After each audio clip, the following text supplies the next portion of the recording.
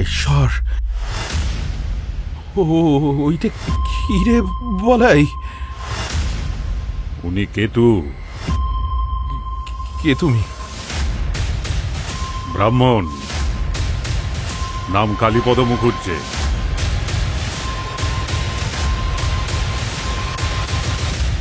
নিবাস রায়দিঘরা। আজ আপনারা শুনবেন বিভা ক্যাফে নিবেদিত সৌমিক দে রচিত কালীগুণিন সিরিজের আরও একটি দুর্ধর্ষ গল্প, কালীগুণিন এবং রক্তগন্ধা রহস্য। গল্প পাঠ এবং বিশেষ চরিত্রে কৌশিক। কালীগুণিনের ভূমিকায় নিহারেন্দু ব্যানার্জি। শুরু হচ্ছে কালীগুণিন এবং রক্তগন্ধা রহস্য।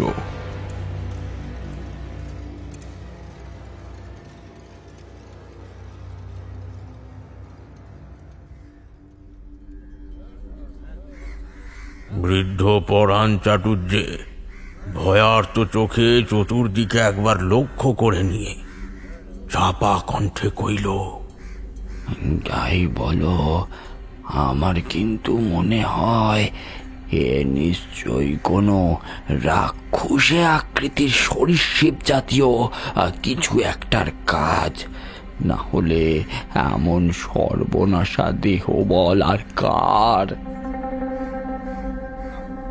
সুখলাল প্রতিবাদ করে বলল, না চাটুর্যে মশাই, সাপ টাপ কিছু নয়, এ নিশ্চিত কোনো বাঁদুর ধরনের বিরাট দানবা বিকৃতির জীব, অতর্কিতে আক্রমণ করে। আষাঢ় সবে পা রেখেছে দিন দুয়েক। ভোরের দিকে নিজের খড়ে ছাওয়া মেটে বাড়ির দাওয়ায় বসে উদ্বিগ্ন মুখে দেওয়ালে ঠেস দিয়ে তা মুখ খাচ্ছিল দীননাথ। এই সময়টা এমনিতে তার বড় পছন্দের সময়। হাঁসের ডিমের কুসুমের মতন রক্তবর্ণ সূর্য সবেমাত্র নিদ্রার আলস্য পরিত্যাগ করে পৃথিবীর সাথে আলাপ শুরু করেছে। হাঁস মুরগিগুলো ইতিউতি ঘুরে ঘুরে পোকা খুঁজছে। গরুগুলো তাদের প্রভু পত্নীদের কাছে বাইরে নিয়ে যাওয়ার জন্য করে ডাকছে। কাছে কাছে নানান সুরে পাখপাখালি চেঁচিয়ে চলেছে। শীতল মিঠে বাতাস এসে লাগছে চোখে মুখে। কিন্তু দীননাথের চিত্তে আজ এসব সৌন্দর্যকে আত্মস্থ করবার বিন্দুমাত্র আগ্রহ নাই। তাঁর মন অত্যন্ত চঞ্চল এবং উদ্বেল হয়ে রয়েছে। অন্যমনস্কভাবে 2-3 বার হুঁকায় টান দেওয়ার পরে পিছনের পথের দিক থেকে কানে এলো, মাস্টার, জেগে রয়েছে নাকি? দীননাথ তাড়াতাড়ি জবাব দিল, কে? ও রবিন নাকি? দাঁড়াও দাঁড়াও। হ্যাঁ মাস্টার, আমরা। পিছনের দিক থেকে সামনে এসে ধপ করে দীননাথের পাশে বসে পড়ল রবিন, সুখলাল আর পরাণ।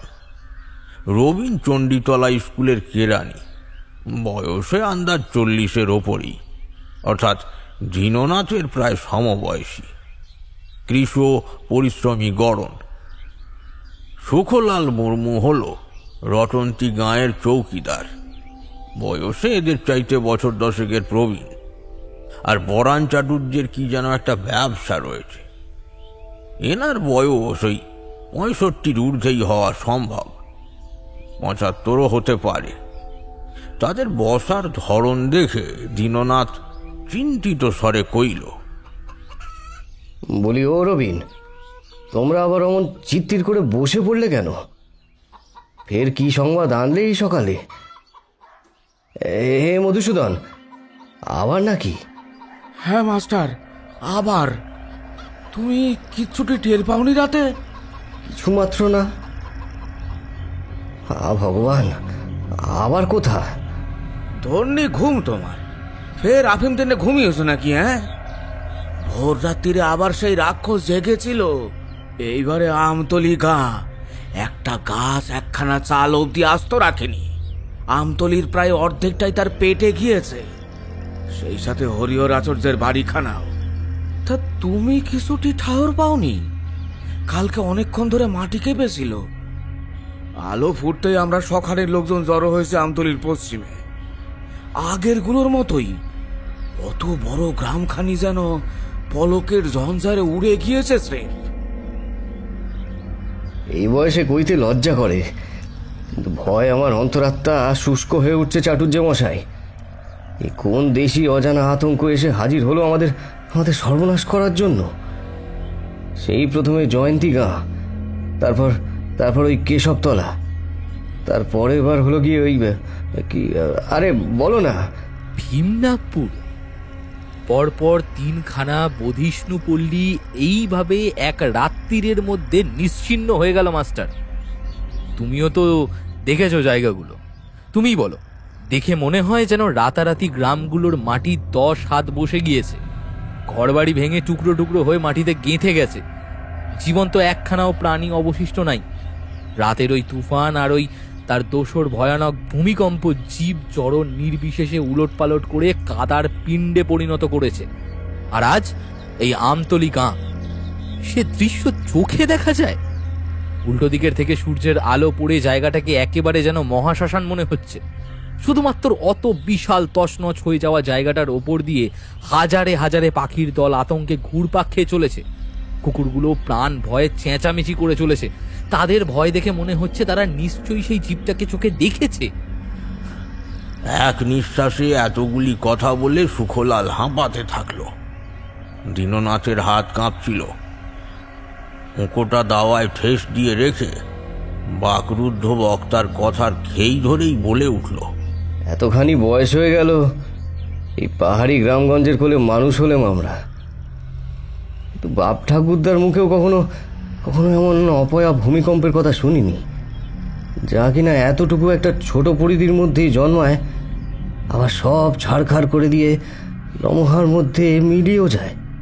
এই তো তোমরা শুনেছো কখনো? দেখো দেখো নিজেদের মধ্যে লুকোচুরি করে কোনো লাভ নেই বলে দিলাম। আমিও জানি এবং তোমরাও বিলক্ষণ বুঝেছ কেন এসব হচ্ছে। বলো বলো, তোমরা বোঝোনি? কেউ রাগ কাটল না। পরাণ চাটুর্যে একটা নিঃশ্বাস ফেলে কইল, সেসব কথায় লাভ কি মাস্টার? ধনুক থেকে বান ছুঁড়লে তার ধনুকে ফেরত আসে কি? এখন এই অজানা দানবের সর্বগ্রাসী ক্ষুধার থেকে বাঁচবার কোনো পন্থা জানা রয়েছে তো বলো। এইভাবে তো গোটা চণ্ডীতলা নিশ্চিহ্ন হয়ে যাবে কদিন পর। এর প্রতিকার কিছু থাকলে তা ভগবানই জানেন। কি সর্বনাশা পরিণতি যে আমাদের অদৃষ্টে রয়েছে তা ভাবলেও আত্মা শিউরে ওঠে। এক রাতের মধ্যে একটা গাঁ উজাড় হয়ে চলেছে। হাততাই কে তাও চিনি নে, কোথা থেকে আসছে জানি নে। এই অবস্থায় তার প্রতিকার কেউ করবে কেমন করে বলো তোমরা? নিশ্চিন্দির মধ্যে এই সর্বনাশা মৃত্যু এত দ্রুত লহমায় আসে যে মরণ যন্ত্রণা হয়তো টের পাবো না। আমার আশঙ্কার কথা চিঠিতে লিখে ম্যাজিস্ট্রেট সাহেবকে একখানা খবর পাঠিয়েছিলাম ওই রঘুয়াকে দিয়ে। তো হতভাগা লালমুখ সাহেব নাকি তাকে হাঁকিয়ে দিয়েছে। কয়েছে ওসব আজগুবি তত্ত্বে তারা বিশ্বাস করে না। এ নিশ্চয়ই কোনো জীবাণু ঘটিত অজানা এক মহামারী অথবা প্রাকৃতিক কারণ, যার ফলে বসতিগুলো ধ্বংস হয়ে যাচ্ছে দ্রুত হারে। আচ্ছা আচ্ছা, আপনি বলুন মাস্টার মশাই, এ কোনো কাজের কথা? ইংরেজরা এত এত শিক্ষা লাভ করে শেষে কিনা এই বিচার? মহামারী ঢের দেখা রয়েছে, কিন্তু এমন কোনো কাল জীবাণু পৃথিবীতে রয়েছে যে জাগা মাত্র ভূমিকম্প আরম্ভ হয় যে বাড়ি ঘর, লোহা কাঠ, প্রাণী অপ্রাণী নির্বিশেষে একইভাবে মরণ ঘূর্ণির আবর্তে ফেলে দুমড়ে মুচড়ে ছিপড়ে করে ফেলে? ওসব ভুল তথ্য হে। আমার সন্দেহ হয় এই নিশ্চয়ই কোনো দানবাকৃতি সাপের কাজ, নচেত। আরে না না খুড়ো, ও সাপ টাপ নয়। আমার বড় সন্দেহ হয় সেখানে একটা রাক্ষসে বাদুর ধরনের জীব। হ্যাঁ, সেটা অতর্কিতে উড়ে এসে আক্রমণ করে, আর তার পাখার ঝাপটেই ওই ভয়াবহ ঝড় জন্ম নেয়। হ্যাঁ, সাপ হলে ওই ধ্বংসস্তূপের আশেপাশে অন্তত অত বিশাল দেহটা ঘষটা বা দাগও তো পড়বে নাকি? ভাষা ভাষা অনুমানই সার। এই ভয়াল রহস্য কিছুতেই ভেদ হলো না। আসল কথাটা বলতে গেলে কিন্তু মাসখানেক পিছিয়ে যেতে হয়। এই চণ্ডীতলা তালুকটা বাংলাদেশেরই একখানা ভূখণ্ড বটে, কিন্তু সেই একেবারে বিহার প্রদেশের কাছে। পুরুলিয়া যেইখানে শেষ হয়ে বিহারের সীমানা শুরু হয়েছে, সেইখানে অসংখ্য ক্ষুদ্র ক্ষুদ্র দেহাত মিলিত হয়ে একটা গোটা তালুক বসিয়েছে। তার নাম চণ্ডীতলা। এই তালুকের কিন্তু কোনো ভূস্বামী নাই। এর অধীনস্থ গ্রামগুলির পরিচালনা করে কিছু গ্রাম প্রধানেরা মিলে। সেই প্রধানদের সর্দার হল রতনলাল, নিবাস বড়তলি গাঁ। রতনলাল যদিও এই পাহাড়ি প্রদেশের আদি বাসিন্দা নয়, তার পিতামহ দক্ষিণ বাংলায় কিছু ভূমি কিনে বসত করেন। রতনলালের পিতা হরলাল বিবাহ করেছিলেন এই বড়তলি গাঁয়ের সর্দার সুধামোহন রায়ের কন্যা রাধা সুন্দরী দেবীকে। হরলালের দুই পুত্রের মধ্যে রতনলাল হল জ্যেষ্ঠ। সুধামোহনের দেহান্তরের পরপরই এক দুর্ঘটনায় হরলালেরও মৃত্যু হয়। আকস্মিক এই বিপর্যয়ের পরে রতনলাল সম্পত্তির দেখভালের জন্য মায়ের অনুমতি নিলে পরে স্বল্প বয়সেই চলে আসে এই চণ্ডীতলার বড়তলি গাঁয়ের মাতামহীর গৃহে, আর ছোট ছেলেকে নিয়ে রাধা সুন্দরী রয়ে যায় স্বামীর ভিটেতেই। সুধামোহনের জমি জমার দখল নিয়ে রতনলাল এই তালুকেই স্থায়ী হয়ে গেল এবং প্রধানের পদ লাভ করল। চণ্ডীতলার ছোট ছোট পাহাড়ের কোলে ঝুলে থাকা বসতিগুলিকে বাদ দিলে বড় গ্রাম বলতে রয়েছে ওই জয়চণ্ডীগড়, ভীমনাগপুর, আমতলি, বড়তলি, বাঁকড়ো, শিলাইঝোড়া, কেশবতলা, রটন্তী আর জয়ন্তী। এই গ্রাম প্রধান বা সর্দারদের আর্থিক সঙ্গতিও তত কিছু অধিক নয়। এরা সাধারণ স্বচ্ছন্দ জীবনযাত্রাতেই অভ্যস্ত। সব কয়টি পল্লী কম বেশি পাথুরে এবং অসমতল। এর মধ্যে বড়তলি আর রটন্তী গাঁ দুটি রাঙি নামের একখানা বিশাল পাহাড়ের একেবারে পায়ের কাছে দাঁড়িয়ে রয়েছে। এইসব এলাকায় চাষ যে হয় না তা নয়, কিন্তু তাতে স্থানীয় বাসিন্দাদের ক্ষুধা নিবারণ করা গেলেও বাইরে বিক্রি করা চলে না। এদের মূল অর্থোপার্জনের উপায় হল পশুপালন, পাথরের শিল্পকর্ম আর চামড়ার সামগ্রী। খুব দরিদ্র প্রায় কেউই নেই চণ্ডীতলায়। মোটামুটি সচ্ছলভাবেই দিনপাত হয় সবার। কেউ কেউ চাকুরিও করেন বটে, কিন্তু আশেপাশের তল্লাটের মধ্যেই। এই রাঙি পাহাড়খানার থেকে মাইলখানেক দূরে গড়পেটার ঘন বনের ভিতরে একটি ছোট জরাজীর্ণ মন্দির রয়েছে। ভগবান শিবের মন্দির বলেই মানা হয় সেটাকে। কবে তৈরি হয়েছে, কে তৈরি করেছে তার কোনো ইতিহাস নাই। মন্দিরের গর্ভে একখানা বিরাট আকৃতির কৃষ্ণবর্ণ পাথরের খণ্ড শায়িত রয়েছে। প্রবাদ আছে ইনি হলেন স্বয়ম্ভু ভগবান শিবের এক শিলালিঙ্গ। এই মন্দিরের কখনো সংস্কার হয় না, কারণ ওই অতিকায় লিঙ্গ না সরিয়ে সারাই করা একরকম অসম্ভব।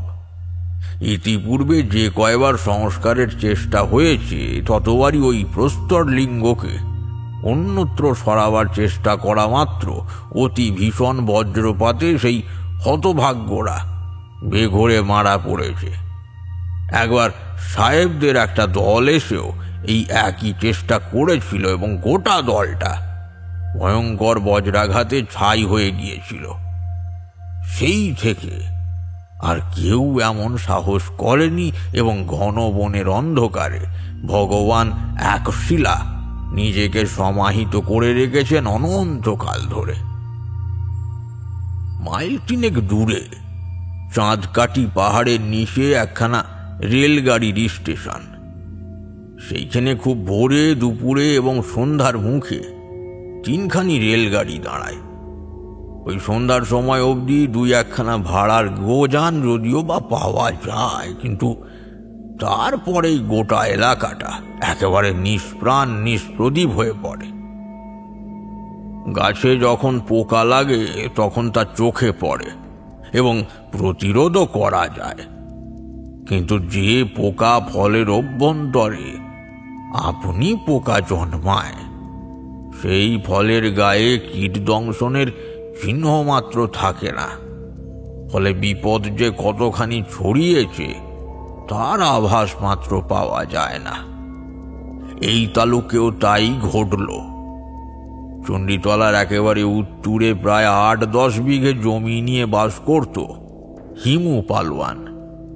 বামুনের সন্তান হলেও বাল্যকাল থেকেই তার আকৃতি ছিল পেল্লায়। দশাশই শারীরিক গঠন এবং গাঁগঞ্জের অনুপাতে পর্যাপ্ত সঙ্গতি সত্ত্বেও তার আচরণটি ছিল অত্যন্ত বিনম্র। ফলে গাঁয়ের লোকেরা তাকে যথার্থই পছন্দ করত। এই হিমু চাটুর্যের একটি সন্তান, নাম মৈনাক চাটুর্যে। বাপের আকৃতিটুকু ব্যতীত অপরাপর সকল ক্ষেত্রেই মৈনাক ছিল সম্পূর্ণ বিপরীত ধারার। গায়ে সামান্য পড়ালেখার পরে তার নষ্টামি এবং দুর্দান্ত আচরণে বিরক্ত হয়ে হিমু তাকে পাঠিয়ে দেয় সদরে একেবারে শালিকার গৃহে। অপুত্রক মাসিমার স্নেহে তার বদবুদ্ধিতে বাধা তো পড়লই না, বরং তার চরিত্রের হিংস্র দিকগুলি মাথাচাড়া দিয়ে উঠল। হঠাৎ কারুকে না জানিয়েই দিন কতকের জন্য অদৃশ্য হয়ে যেত, আবার ফিরেও আসত। কখনো কখনো শ্মশানচারী কাপালিকের সঙ্গে বেরিয়ে পড়ল, তো কখনো আবার প্রাচীন কোনো পুঁথির সন্ধান পেয়ে আঁদাড়ে বাঁদাড়ে ছুটে চলল। মাসিমা এইসব ছন্নঝাড়া জীবনযাপনে অত্যন্ত উদ্বিগ্ন হলেও মুখে কিছু কইত না, কারণ ফলের সম্ভাবনা ছিল বাস্তবেই শূন্যের চাইতে অধিক নয়। মৈনাকের বয়স যখন ২৮, সেই সময় হঠাৎ একদিন সান্নিপাতিকের আক্রমণে হিমু পালোয়ান মারা পড়ল। এর দিন কতক পর তার পুত্র পাকাপোক্তভাবে চণ্ডীতলায় এসে বসল। গাঁয়ের ছেলে গাঁয়ে ফিরেছে বলে গ্রামবাসীরা প্রথমে প্রথাগত শোক এবং পরে আহ্লাদ প্রকাশ করল বটে, কিন্তু তারা বেশ টের পেল যে এই নবাগত মানুষটি একেবারেই সম্পর্কের মাখামাখিতে আগ্রহী নয়। কিছুদিন অতিবাহিত হলে পরে মৈনাক চাটুর্যের চালচলন নিয়ে সবার মনে একটা দ্বন্দ্ব উপস্থিত হল। অত বড় গৃহে একলা একলা রয়, এতখানি বয়স অবধি দ্বার পরিগ্রহ করেনি। সারাদিন পাগলের মতন ঘুরে ঘুরে নুড়ি পাথর শেকড় বাকড় সংগ্রহ করে চলে। এক বুড়ি ঠিকে ঝি লাটুর মা বিকেলে একবেলা এসে টুকিটাকি ঘরোয়া কাজকর্ম করে দিয়ে যায়। তার মুখেই এই লোকেরা জানতে পারল বাবু নাকি সারাদিন ধরে কি সব পরীক্ষা টরীক্ষা করে। হিমুর ছেলে গাঁয়ে ফিরে পৈতৃক গৃহের লাগোয়া একটি একটেরে লম্বা দালান তুলেছে। সেইখানে সমস্ত দিন রাত কি সব করে সে। কেউ কেউ ধারণা করল লোকটি নিশ্চয়ই অত্যন্ত পণ্ডিত লোক, আর কেউ বা স্রেফ উন্মাদ বলে উড়িয়ে দিল। তোমরা যারা গাঁগঞ্জে থেকেছ তারা বিলক্ষণ জানবে যে এই সকল ক্ষেত্রে কি হয়। একদিন চণ্ডী মণ্ডপে লাটুর মাকে নিয়ে বসলো চণ্ডীতলার মুরব্বীরা। রতনলাল সুদ হলো। তা হ্যাঁ রে লাটুর মা, বলি ওই পাখির পালক, কুকুরের মাথা, পাথর, নুড়ি এইসব কুড়িয়ে কুড়িয়ে নিয়ে গিয়ে ওই হিমুর ছেলেটা কি এমন রাজযোগী করে বলতো? বলি ওই কাপালিক টাপালিক নয় তো, এই সায় বলে তাও তো বুঝতুম, কিন্তু বাঙালি বামুনের সন্তান হয়ে এসব কি বল দিনি? লাটুর মায়ের বয়স 70-এর নিচে নয়। বুড়ি কাঁপা কাঁপা গলায় কপালে নিজের শীর্ণ হাতখানা স্পর্শ করে বললে, কি আর বলবো বাবা ঠাকুর, সে এক যোগ্যী বটে। পেটের দায়ে সে তার কাজ করি। তোমরা 5 জন ভালো মানুষ তা জানো। এমন নিগিন্নি কাজ কারবার এতখানি বয়সেও চোখে দেখিনি। বাইরের নূতন ঘরটায় রাজ্যের আবর্জনা রয়েছে, আর তেমনি তার গন্ধ। কুকুরের কাটা মুন্ডু, এই এতগুলান ডেও পিঁপড়েতে ভরা একটা কৌটো, কেরোসিনের উনুন। সেই দিন ঘরে ঢুকে দেখি একটা লম্বাপনা মাছের মতো কি একটার কাটা মাথা পড়ে রয়েছে। বিরাট বোয়াল মাছের মতো তার মাথা। দেখেই আমার পা কাঁপতে শুরু করলে। তাকিয়ে দেখি বাবু খিলখিল করে হাসছে। আমি শুধলুম, এই পচা আশ গন্ধের মধ্যে থাকতি তোমার সমস্যা হয় না বাবু?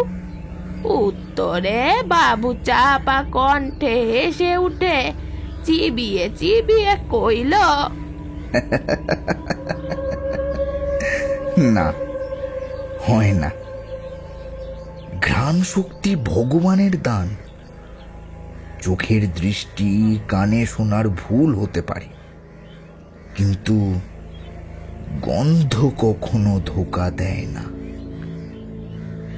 আমি সেসব পাগলের কথায় কান দিইনি। আরেকদিন তাড়াহুড়ায় আমার জাঁতিটা ফেলে এসেছিলাম।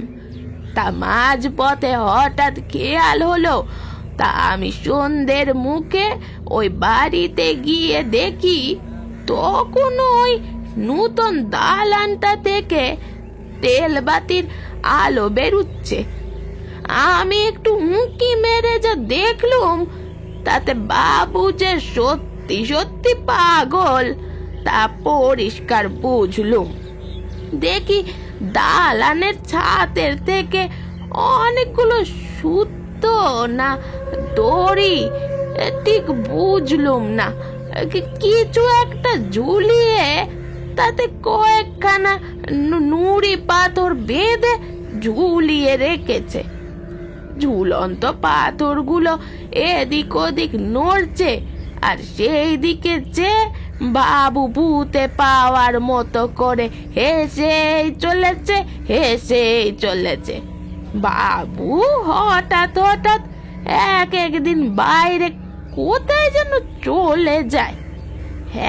একদিন আমার ছোট ছেলে কইল সে নাকি বাবুরে পিরিন্ডির জঙ্গলে জঙ্গলে ঘুর ঘুর করতে দেখেছে।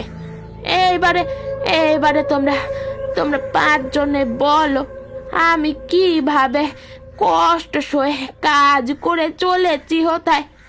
বিশেষ করে বললাম, এসব যেন আবার বাবুরে বলনি বাবা ঠাকুরেরা, নয়তো আমার কাজ থাকবে না। পরদিন বটুকেশ্বরকে ডেকে জিজ্ঞাসাবাদ করা হলে পরে সে জানালো, আমি এই ঝাড়দা গাঁ থেকে ফিরছিলুম, হঠাৎ পথে দেখি ওই দাদাবাবু অতি চুপি সারে কোথায় যেন চলেছে। আমিও পা চেপে চেপে অনেক দূর গিয়ে দেখি বাবু পিরিন্ডির জঙ্গলে, ওই যেখানে অনেকগুলো ছোট বড় পাহাড় রয়েছে, সেইখানে ঢুকে পড়ল। আমি আর ভেতরে যাইনি। দেবতা এক শিলার দালান অব্দি গিয়ে প্রাণটা কেমন যেন কেঁপে উঠলো আমার। ওর পরে তো পাহাড়ি বন শুরু হচ্ছে। একবার পথ হারালে আর ফিরব না। কিন্তু এরপরেও কয়েকবার আমি ওই তককে তককে থেকে দেখেছি বাবু মাঝে মধ্যেই ইহোতায় যায়। কি করতে যায় সে দেবতাই জানে। ওইখানে তো পাহাড়, টিলা আর বন ছাড়া কিছুই নাই। অনুমান করা গেল কিছু একটা আবিষ্কার কিংবা পরীক্ষা টরীক্ষা করা হচ্ছে। এরপরে একদিন খবর এলো হিমুর ছেলে গরুর গাড়ির কয়েক গাড়ি চুনা মাটি কিনেছে। পরের দিন লাটু বটুর মা সংবাদ আনলো যে মৈনাক চাটুর্যে ঘরে ঠাকুর বানানো আরম্ভ করেছে। কেবল মাতব্বরই নয়, গাঁয়ের প্রতিটি মানুষ এইবার হাসতে শুরু করলো। পাগলামি আর কারে কয়। বামুনের ছেলে নাকি কুমোরের কাজ করছে। একদিন মাস্টার দীননাথ নিজেই ডেকে শুধলো। বলি, ও হিমুরপো, তা তুমি নাকি ঠাকুর গড়তে লেগেছো শুনলাম। সে উত্তম কথা, কিন্তু চুনা পাথরের গড়া মূর্তিতে প্রাণ প্রতিষ্ঠা করা যাবে কি? ও ঠাকুর কিনবে কে? মৈনাক চাটুর্যে দীননাথের চোখে নিজের পাষাণবৎ চোখের মণি স্থির করে শীতল কণ্ঠে উত্তর দিলে, ও বিগ্রহ বিক্রির জন্য নয়, আর প্রাণ প্রতিষ্ঠা সেই চেষ্টাই তো করে চলেছি। প্রাণ দেওয়া কি অতই সহজ? তবে প্রাণ দেওয়ার বিদ্যে জানলে জড় বস্তুতেও প্রাণ আসে মশাই। সে প্রাণ আমার তোমার চেয়ে অনেক জীবন্ত, অনেক বেশি ভয়াবহ।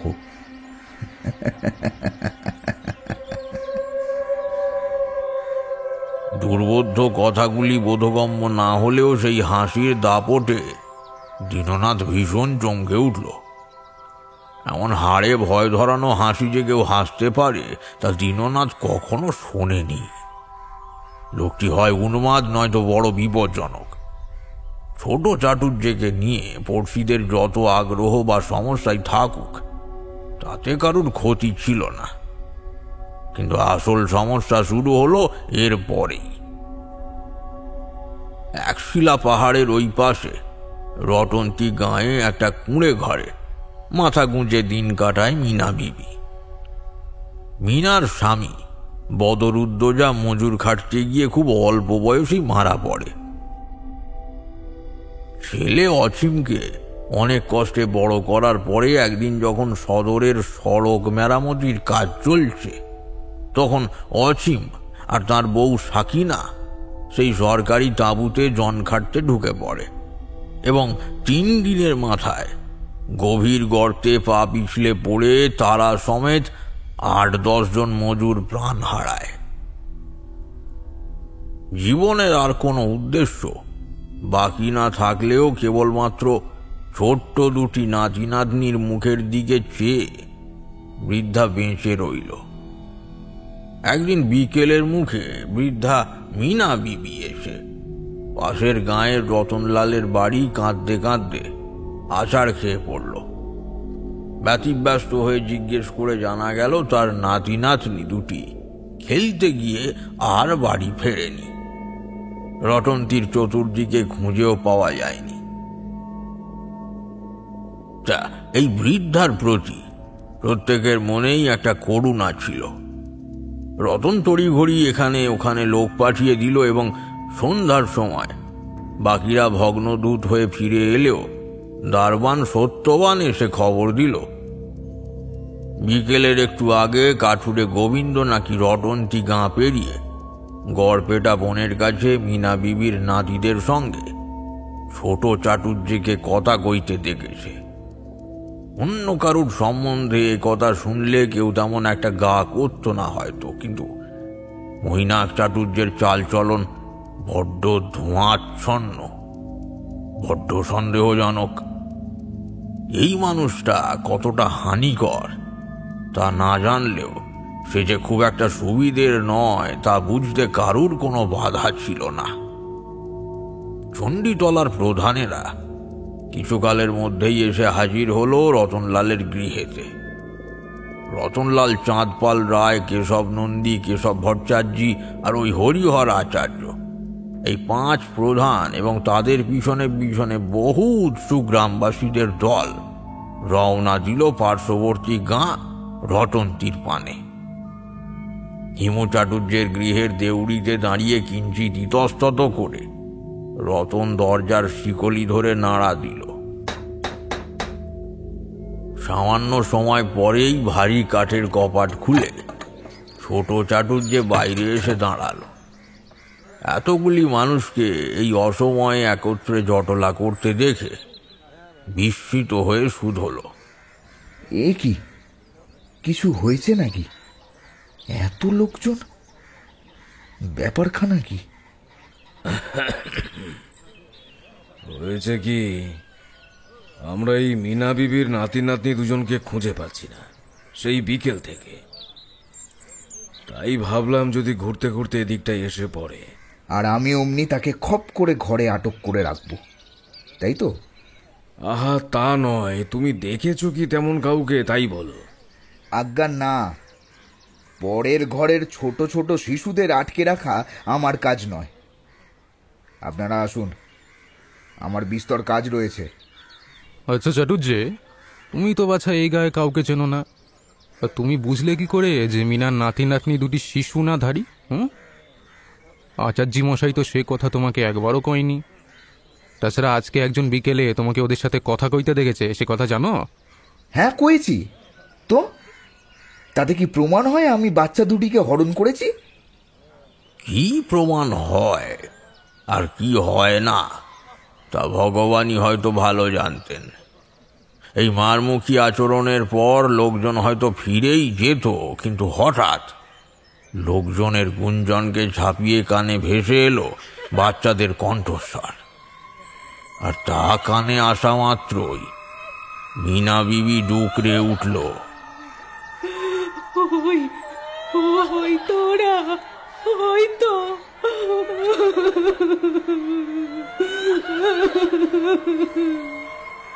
আওয়াজটা আসছিল নতুন দালানের ভিতর থেকে। 2-4 জন বলিষ্ঠ লোক পদাঘাতে কপাট ভেঙে ফেলতে চোখে পড়ল এক ভয়ানক দৃশ্য। শিশু দুটির হাত পিচ মরা করে বাঁধা, তাদের মাথা ঢোকানো রয়েছে 2খানি হাঁড়ি কাঠের ভিতরে। দুজনের মুখেই ঠেসে দেওয়া হয়েছে খড়ের গোলা, যার একটি খুলে যাওয়াতে মেয়েটি চিৎকার করতে সক্ষম হয়েছিল। ঘরের অভ্যন্তরে ছড়িয়ে রয়েছে নানান পশু পাখির করটি, কঙ্কাল, চামড়া, আরো নানান অদ্ভুত উপকরণ। এতক্ষণ ক্ষিপ্ত হয়ে থাকা মৈনাক চাটুর্যে ধরা পড়ে গিয়ে উন্মত্ত হয়ে উঠল। হিতাহিত জ্ঞান হারিয়ে কাঁপতে কাঁপতে কইল, শোনো তোমরা, হ্যাঁ, আমি চুরি করেছি এদের, আমি চুরি করেছি। এক বিরাট পৌরাণিক আবিষ্কারের একেবারে সম্মুখে দাঁড়িয়ে রয়েছি আমি। বহু বছর অমানসিক পরিশ্রম করে এই হারিয়ে যাওয়ার শক্তি খুঁজে পেয়েছি আমি। সবার তাক লেগে যাবে সব জানার পর। বিশ্বাস করো তোমরা। ও মাস্টার, মাস্টার, তোমাকে সেদিন কয়েছিলাম না যে সঠিক উপায় জানলে পরে জড় বস্তুর মধ্যেও প্রাণ প্রতিষ্ঠা করা সম্ভব। মনে আছে তোমার?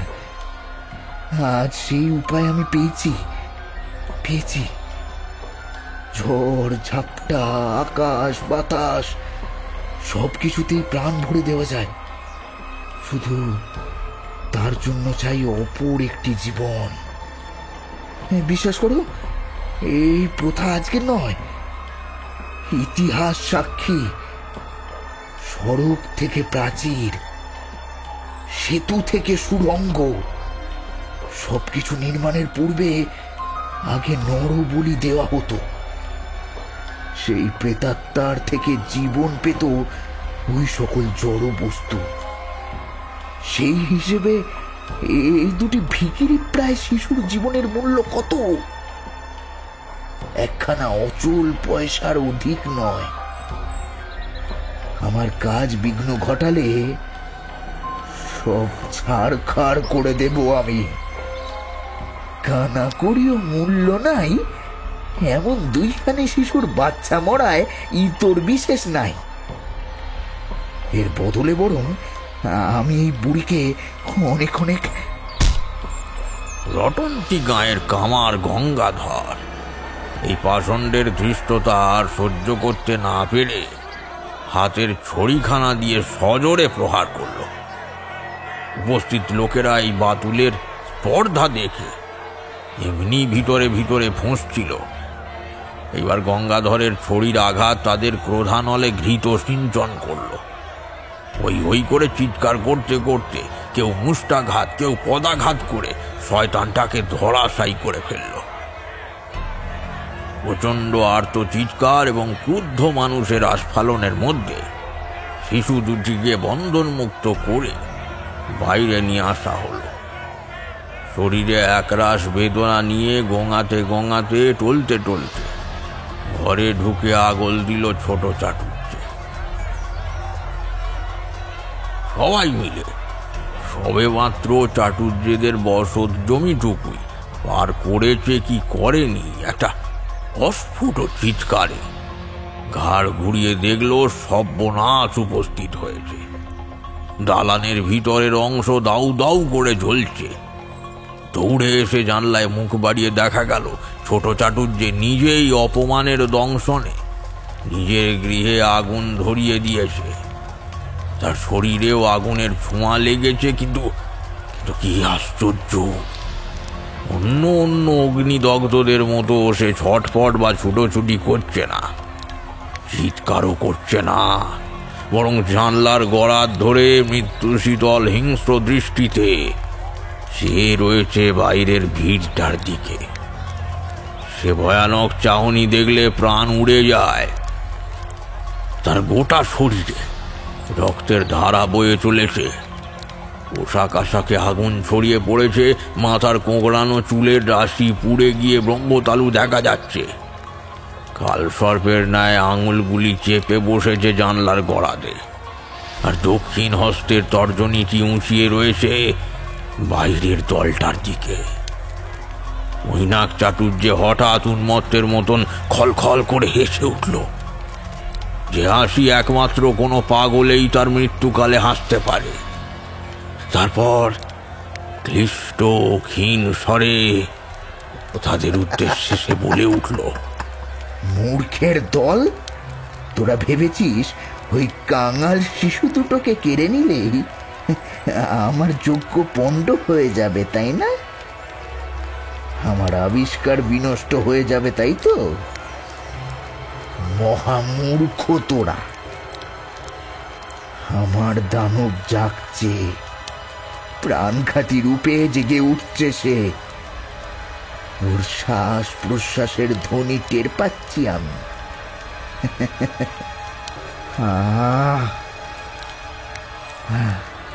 আজকেই হবে তার প্রাণ প্রতিষ্ঠা, আর কারোর নয়।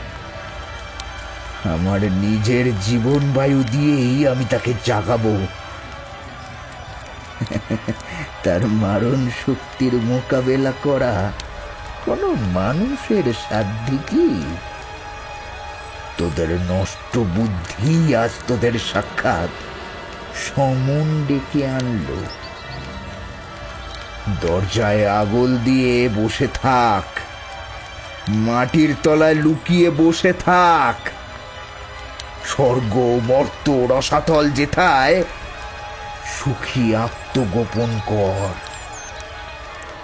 যেখানে ইচ্ছে পালিয়ে যা, কিন্তু বাঁচবি নে।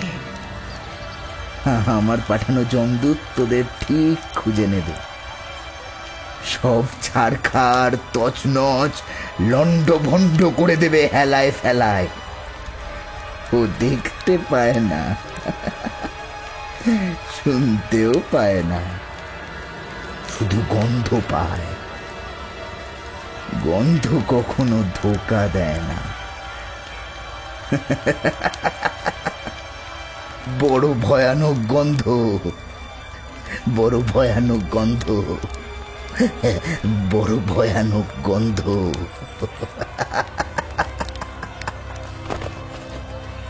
গলার স্বর ক্ষীণ হতে হতে ধপ করে মৈনাক চাটুর্যের ভারী শরীরটা মেঝেতে লুটিয়ে পড়ল। 5 জন প্রধান মিলে মৃতদেহের দগ্ধাবশেষ উদ্ধারের উদ্দেশ্যে তার বাড়ির দরজার কাছে যাওয়া মাত্র কোথা থেকে এক ঝাঁক রাক্ষসে মশার পাল ঝাঁপিয়ে পড়ল তাদের উপর। ফুলের দংশনে অতিষ্ঠ হয়ে ছত্রভঙ্গ দলটা এইদিকে ওইদিকে দৌড়ে পালিয়ে গেল। হিমু পালোয়ানের উন্মাদ ছেলে মারা গিয়েছে বটে, কিন্তু বাড়ি ফেরার পথে প্রতিটি মানুষের কর্ণকুহরে সেই জীবৎকালের ভয়ানক অভিশাপ ঘুরে ফিরে ধ্বনিত হয়ে চলল। দানব বেজে গেছে, সব ছারখার হয়ে যাবে, কেউ রক্ষা পাবে না। দানব জাগছে, দানব জাগছে।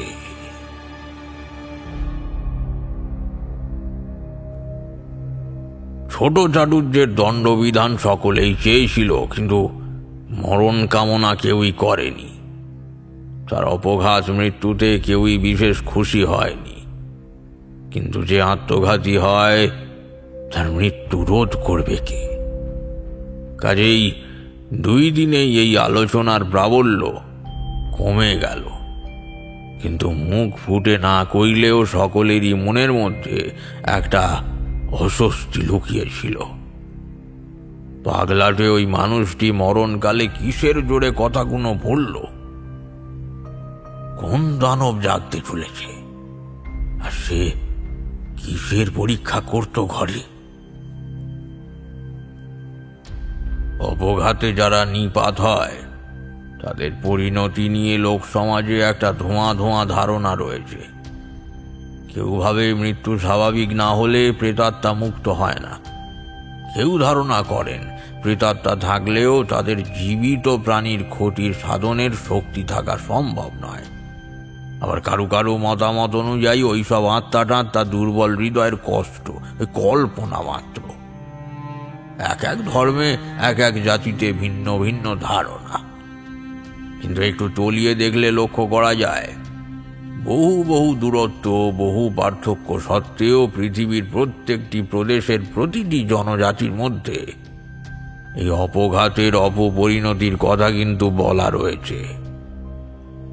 সেই পুরাকালের যুগে কোনো রকম যোগাযোগ বা পারস্পরিক মত বিনিময় ছাড়াই দেশ কাল নির্বিশেষে এই অপঘাত মৃত্যুর হিংস্র পরিণামের উল্লেখ করে গিয়েছেন শাস্ত্রকারগণ। কিন্তু কেমন করে এটি সম্ভব হলো? কাল্পনিকভাবে কেউ কিছু গপ্প ফাঁদলে তো সমগ্র চরাচরের প্রতিটি জনজাতির মানুষ পারস্পরিক যোগাযোগ ছাড়াই কেমন করে জেনে গেল? কি করে হুবহু একই বর্ণনা প্রতিটি দেশে ছড়িয়ে পড়ল? উত্তর একটাই, দিনের বেলায় আকাশে সূর্যের ওঠা যেমন সব দেশের মানুষ চোখে দেখে এবং বিশ্বাস করে, ফলে সূর্যের বর্ণনা দেশ দেশান্তরে একই হয়। ঠিক তেমনি অপঘাতের ভয়ঙ্করী রূপ নিয়েও সব ধর্মের সিদ্ধান্তই এক, তাতে কোনো বিতর্ক নাই। অর্থাৎ সূর্য, চন্দ্র, গ্রহ গ্রহাণুর মতোই প্রেতাত্মাও হয়তো সত্য। সেই আপ্তবাক্য যে ঠিক কতখানি যথার্থ হতে পারে তার চাক্ষুষ প্রমাণ হাতে নাতে টের পেল তালুক চণ্ডীতলা।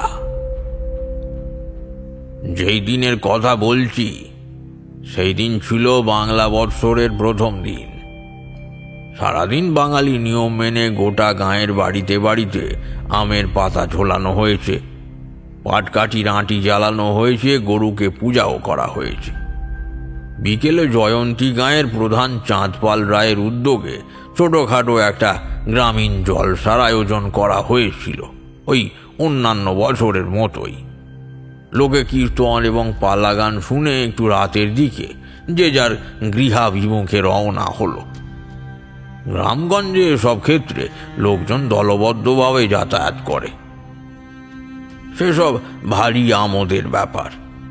মিঠে চাঁদের আলোয় মেঠো পথ ধরে 50-60 জন লোক গপ্প করতে করতে একসাথে হেঁটে আসার যে কি মাধুর্য, তা গরুর গাড়ি অথবা মোটর গাড়িতে কখনোই পাওয়া চলে না।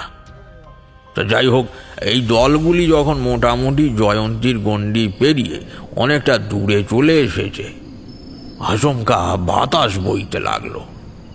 হঠাৎ করেই যেন বিশাল ঝড় ধেয়ে আসছে চারদিক থেকে। প্রচণ্ড হাওয়ার দাপটে লোকজন কাছাকাছি গাছের গুঁড়িগুলোকে প্রাণপণে আঁকড়ে ধরল।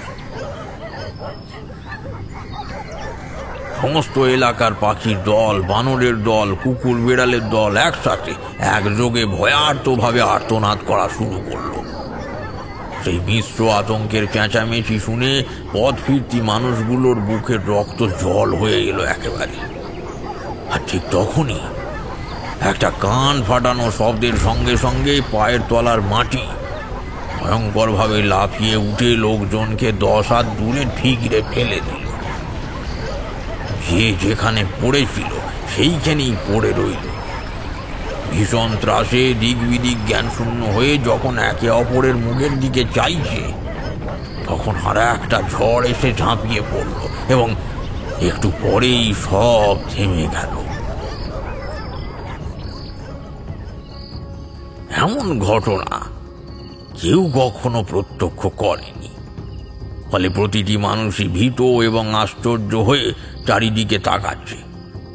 এমন সময় অনেক দূর থেকে একটা ক্ষীণ আর্তনাদ ভেসে এলো। পরিষ্কারভাবে বোঝা যায় না, তবে বহু দূরে অনেকগুলি মানুষ যেন ভীষণ ভয়ে পরিত্রাহী কলরব করছে। গাঁয়ের বৃদ্ধ মতিলাল এই দলের সর্বাপেক্ষা অভিজ্ঞ ব্যক্তি। সে এক সময় সদাগরি মনোয়ারি জাহাজের দিশারুর কাজ করত। বৃদ্ধ নিজের শীর্ণ হাতের পাতা কানে ঠেকিয়ে কিছু সময় নিবিষ্ট চিত্তে শব্দগুলি শুনল এবং যার পরও নাই বিস্ময়ে হতভম্ব হয়ে কইল, সর্বনাশ! জয়ন্তী গায়ে মনে হয় দানব এসেছে এবারে।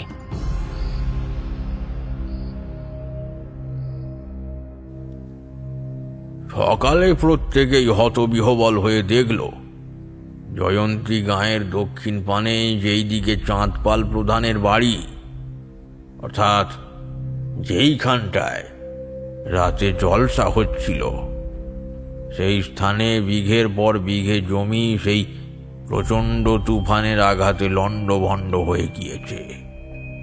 ঘরবাড়ি, জমি জমা, গাছপালা, পথঘাট কিচ্ছুটির আর চিহ্ন মাত্র নাই। গোটা তল্লাটটা খাঁ খাঁ করছে শূন্য জমি। ঝড়ের আর ভূকম্পের অভিঘাতে পুরো এলাকাটা ভূমিতল থেকে অনেকটা ধসে গিয়েছে। যেন কোনো এক মরণ ঘূর্ণিঝড় নিজের মরণ পাকে বেঁধে সমস্ত এলাকাটাকে টুকরো টুকরো ছাড়খাড় করে দিয়ে অদৃশ্য হয়ে গিয়েছে। ওই মৃত্যুপুরীর আওতার বাইরে যারা ছিল তাদেরও ওই ফিরতি দলটার মতোই অভিজ্ঞতা হয়েছে। এ কেমন প্রলয় যা নির্দিষ্ট একটি এলাকাতেই নিজের করাল থাবা বসায়। তবে কি সত্যি সেই দানব জেগে উঠেছে, যার কথা ওই পাগল শয়তানটা মরার সময় বলে গিয়েছিল? না, জবাব দেওয়ার কেউ নাই।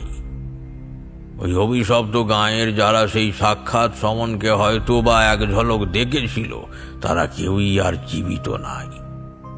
তাদের কোনো চিহ্ন খুঁজে পাওয়া যায়নি। কাজেই নববর্ষের রাত্রিরের সেই নৃশংস তাণ্ডব লীলার সত্যতা অধরা, অজ্ঞাতই রয়ে গেল। এরপর ওই হপ্তা দুয়েক পরে চণ্ডীতলার, পরগনার কেশবতলা সম্পূর্ণরূপে নিশ্চিহ্ন হয়ে গেল। সেই রাতে বড় বেশি গুমোট হয়েছিল আকাশ। প্রায় সকলেই অসহ্য গরমে ছটফট করে চলেছে আর অন্তর থেকে বৃষ্টির কামনা করছে। এই তালুকে ভয়ানক মশার উপদ্রব। গুমোট গরমে সেই উৎপাত আরো বেড়েছে। বিরক্ত হয়ে দীননাথ মাস্টার গোয়ালে বেরিয়ে ছোট্ট এক আঁটি খড় জেলে নিভিয়ে দিল ধোঁয়া করার জন্য। সে সবে ঘরে ঢুকতে যাচ্ছে এমন সময় আকাশ গুড়গুড় করে উঠল। এই মাঝ বৈশাখের রাত্রিরে ঝড় বৃষ্টি আসাটা নিতান্তই স্বাভাবিক, কিন্তু বেশ কিছু সময় যাওয়ার পরে উৎফুল্ল গ্রামবাসীদের মনে খটকা লাগলো। ঝড়ের সঙ্গে একটা শোঁ শোঁ করে অস্বাভাবিক শব্দ আসছে, ঠিক যেন বিশাল দেহধারী কোনো অতিকায় জন্তু নক্ষত্র বেগে ধেয়ে আসছে এই দিকে। হঠাৎ ভয়ানক তীব্রতায় মাটি থরথর করে লাফিয়ে উঠল, যে যার শয্যা থেকে ছিটকে পড়ল। গরু বাছুরগুলো পাগলের মতো রজ্জু বন্ধন ছিঁড়ে দিক বিদিক দৌড় দিল। দীননাথ ভারসাম্য হারিয়ে দেউড়িতে পড়ে গেল। মাস পয়লার ঘটনায় এমনিতেই প্রত্যেকে ভয়ে ধন্দে ছিল, তাই আজকে আবার তার অবিকল পুনরাবৃত্তিতে তারা ভীত এবং আশঙ্কায় অস্থির হয়ে উঠল। আগের মতোই বেশ কিছুক্ষণ পর আবার একটা ঝড় উঠল, আর তারপরে সব নির্জনতায় ডুবে গেল। সশঙ্ক চিত্তে দীননাথ তাকিয়ে রইল প্রায় পুড়ে নিঃশেষ হয়ে যাওয়া খড়ের আঁটিটার শেষ ধোঁয়াটার দিকে। চণ্ডীতলার ভাগ্যেও তখন একরাশ ধোঁয়াশা। রাত জাগা মানুষগুলোর ভীষণ আশঙ্কা সত্য প্রমাণিত হল ভোরের আলো ফোটার সঙ্গে সঙ্গে। লোকমুখে বয়ে এলো এক মর্মান্তিক সংবাদ, প্রধান কেশব নন্দী আর নেই, কেশবতলাও আর নেই। রাত্রিরের ওই মরণ ঝড় নিশ্চিহ্ন করে দিয়েছে গোটা গ্রামের ৮০ অংশ। পরিণতি একই, ঘরবাড়ি, মন্দির, কুয়া সব যেন এক প্রচণ্ড বিস্ফোটের ফলে ধুলার ন্যায় মাটিতে চিতপথ মিশে গিয়েছে। জমি অনেকটা নিচে ঢুকে গিয়েছে। কোন সর্বনাশা দানব বুঝি গ্রামটাকে ধরে অন্ধকার পাতালের দিকে টান মেরে বসিয়ে দিয়েছে। রহস্য নিরসন হলো না। এই আক্রমণ প্রতিবারেই হয়, ঠিক গভীর রাত্রিরে এবং অকস্মাৎ। খেটে খাওয়া মানুষগুলো রাতের পর রাত জাগ্রত হয়ে পাহারা দিতে পারে না। তাছাড়া এই দুর্ঘটনাগুলির কোনো নির্দিষ্ট সময়কাল বা দিনক্ষণ নাই যে সেই দিনটি সতর্ক হয়ে থাকা যাবে। জয়ন্তীর পরে কেশবতলা ধ্বংস হয়েছিল দিন 15 পরে, আর কেশবতলার পরে ভীমনাগপুর মুছে গেল ঠিক 1 মাস পর। কেশব প্রধান ভট্টাচার্য আদতে শিয়ালঝোড়ার প্রধান। সেই রাতে একটি নিমন্ত্রণ রক্ষা করতে এসেছিল সে। তার বোনাই জগদীশ গৃহ ভীমনাগপুরে। সেই জগদীশের ঘরবাড়ি সমেত গোটা এলাকা ছিন্ন ভিন্ন হয়ে গেল রাতের কাল দানবের থাবায়। এই ঘটনার দিন 17 পরেই ধ্বংসস্তূপে পরিণত হল হরিহর আচার্য মশাইয়ের গাঁ আমতলি। সে মর্মান্তিক ঘটনা তোমরা তো আগেই শুনেছ। প্রধানদের প্রতি আক্রোশ থেকেই যে এই পরিণাম, তা বুঝতে কারুর আর বিশেষ বাকি ছিল না। আক্রান্ত গ্রামগুলির রক্ষা পাওয়া অংশগুলি ভয়ে ভয়ে দিন কাটাতে থাকল। এইবারে আসি রতনলালের কথায়। অভিশাপ পাওয়া প্রধানের মধ্যে সেও রয়েছে, কিন্তু আশ্চর্যজনকভাবে বড়তলি গ্রামে কিন্তু সেই আক্রমণ নামল না। তবে চেষ্টা যে হয়নি তা একেবারেই নয়, হয়েছে, 2-3 হয়েছে। কিন্তু এই মাঝারি মাপের সামান্য গ্রামখানি কিভাবে যেন বেঁচে গিয়েছে প্রত্যেকবার। মধ্যরাত্রে সেই শোঁ শোঁ ঝড় আর দুলুনি শুরু হওয়া মাত্র রতনলাল ইষ্ট স্মরণ করে বসে পড়ল, কিন্তু হঠাৎ মনে হলো সেই দানব যেন কোনো কারণে ঠিক সুবিধে করে উঠতে পারছে না। কিসের যেন রাগে এসে ছটপট করছে, তথাপি ঝাঁপিয়ে পড়তে বিফল হচ্ছে। এইরকম পরপর 3 বার ঘটল। রতনলালের আশেপাশের প্রতিবেশীরা ইতিমধ্যেই বাড়ি ছেড়ে সরে গিয়েছে, কিন্তু এইবার তারা একে একে ফেরা শুরু করল। এইখানে রতনলালের স্ত্রী মোক্ষদা সুন্দরীর কথা একটু কয়ে রাখা প্রয়োজন। গাঁয়ের মধ্যে অন্যান্য মেয়ে মানুষেরা যতদূর সম্ভব এই দজ্জাল এবং ততোধিক কুটভাষিনী মেয়েটিকে এড়িয়েই চলে।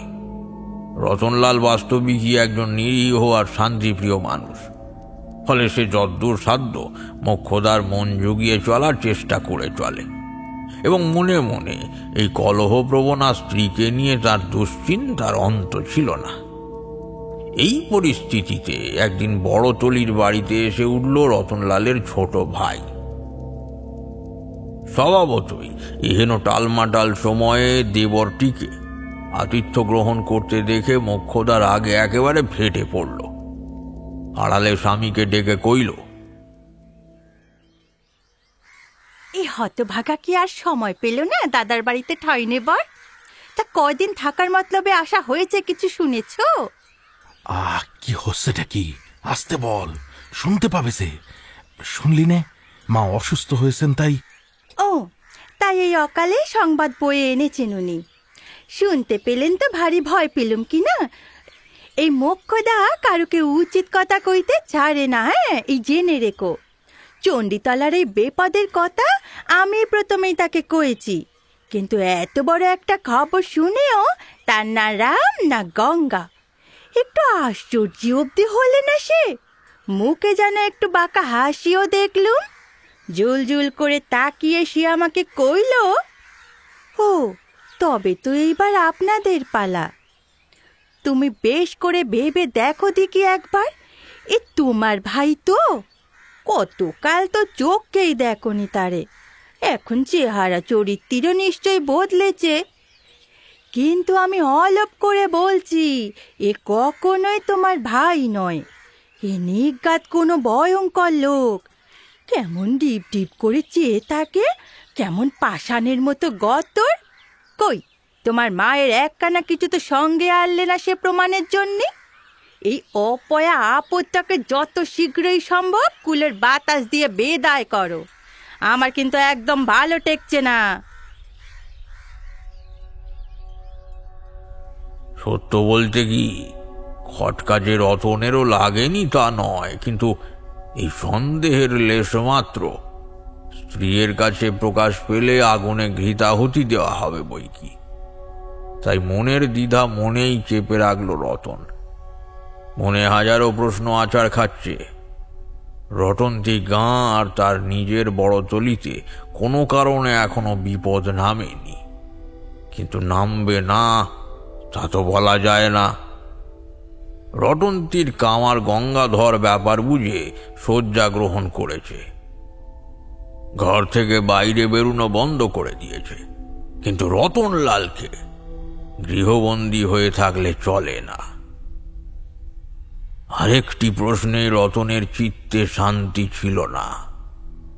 এই যে রাক্ষুসে ঝড় আর ভূমিকম্প অতর্কিতে এসে সমস্ত কিছু বিনষ্ট করে চলে যায়, এর আসল স্বরূপ কি? সে কোথা থেকে আসে, এসে কি করে? সেই ঝড়ের তাণ্ডব কতটা ভয়াবহ? এইসব প্রশ্নের উত্তরের জন্য উতলা হয়ে উঠল সে। তখনও অবধি রতনলাল ঘুণাক্ষরেও টের পায়নি যে এসবের জবাবের জন্যে তাকে আর বেশি সময় প্রতীক্ষা করতে হবে না। আজ রাতে তার সব প্রশ্নের জবাব সে পাবে। এইবার অভিশাপের শেষ লক্ষ্যে থাকা রতনলালের উপরে কিভাবে আক্রমণ হলো সেইটাই বলি, শোনো। সেই দিন দুপুরে আহারের সময় মোক্ষদা নিজেই দেবরকে বেশ 2-4টে কড়া কড়া কথা শুনিয়ে দিল, এবং সেই ভাষা শুনে রতনলাল অত্যন্ত মর্মাহত হয়েছে বুঝে ক্ষিপ্ত হয়ে স্বামীকেও কিছু সুতীক্ষ্ণ বাক্যশেল ছুঁড়ে দিয়ে কইল, যেমনি অপদার্থ দাদা তেমন তার দোসর ভাই। ভাইকে ঠাই দিয়ে মন্ডা গন্ডা খাওয়ানো চলছে চৌপর ভোর। আপনি পায় না খেতে, আবার শঙ্করারে ডাকে। ভাই সেই দিন একখানা চিঠি লিখে দিল, অমনি বাবু দৌড়লেন সেখানে ডাকে ফেলতে। বলে চিঠিপত্র একটিবার খুলে দেখেছ কোন সাপ ব্যাং কি লেখা আছে তাতে? নিজে গিয়েও ডাকে দেওয়া গেল না।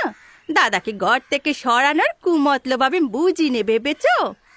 আর বলি, মায়ের অসুখ তো একখানা হাতি ঘোড়া প্রমাণও তো হাতে করে আনতে হয় নাকি?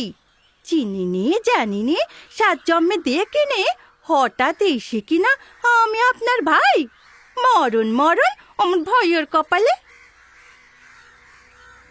সন্দেহ রতনলালেরও যথেষ্ট ছিল, কিন্তু মেয়ে মানুষের মুখে এমন নির্লজ্জ উক্তি শুনে তার মনে হলো ধরনী দ্বিধা হও। মধ্যাহ্নের আহার কোনো ক্রমে সমাধা করে রতন বিকেলে এসে হাজির হলো চাঁদকাঠি স্টেশনের আপিস ঘরে। সদরের ইংরেজ বড় কর্তাকে সব জানিয়ে সে একখানা চিঠি লিখেছে সকালে। রতনলালের সঙ্গে সাহেবের কিঞ্চিত পরিচয় রয়েছে, অন্তত দীননাথের মতো তার কথাকে উড়িয়ে দেবে না কর্তারা। বিকেলের রেলগাড়ি সবেমাত্র একটু আগেই ছেড়ে বেরিয়ে গেল। সামান্য আগে আসতে পারলে এই গাড়িতেই পত্রখানা চলে যেত। এখন কাল সকালের পূর্বে গাড়ি নাই। স্টেশন থেকে বেরুবার মুখেই ভয়ানক জোরে বৃষ্টি এসে পড়ল। শ্রাবণ বিদায়ের পূর্বে তার শেষ অস্তিত্ব জানান দিচ্ছে। চতুর্দিক আঁধার করা বৃষ্টি যখন সামান্য কমে এলো, তখন রতন অনুভব করল আঁধারের বাস্তবিকই আর বেশি বাকি নাই। প্রায় সন্ধ্যার মুখে হন্তদন্ত হয়ে বেরিয়ে তার চোখে পড়ল টুংটাং শব্দ করে শেষ গোজানটি বেরিয়ে যাচ্ছে। সব ছপিয়ে দৌড়ে গাড়ির সামনে এসে রতন কইল, কে ও? বলাই নাকি? তা চললি কনে? পেন নাম হই কর্তা, আপনার ভাগ্যি ভালো, আজ উঠে আসেন ছইতে। একখানা সওয়ারি পেয়ে সবে মাত্র গাড়ি ছাড়তে যাচ্ছি, এমন কালে চেপে বাদলা এলো। আমি জলের জন্য এগোইনি, আর আপনারে বরতলির মুখে নামিয়ে দেবক্ষণ। রতন মাথাটুকু ছইয়ের ভিতরে রেখে গাড়ির পিছন দিকে পা ঝুলিয়ে বসল। এই জল কাদা মাখা পা এখন গাড়িতে তোলা উচিত নয়। তখনও রতনলাল ঘুণাক্ষরেও আঁচ পায়নি যে বিপদ স্বয়ং তার জন্য ওত পেতে বসে রয়েছে।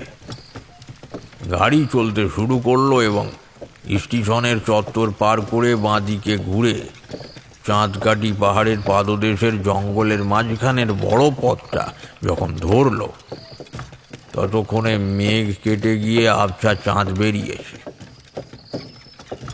তার ক্ষীণ আলোয় জঙ্গলের দিকে আনমনা হয়ে দেখতে দেখতে হঠাৎ রতনের মনে পড়ল গাড়োয়ানের কথাগুলি।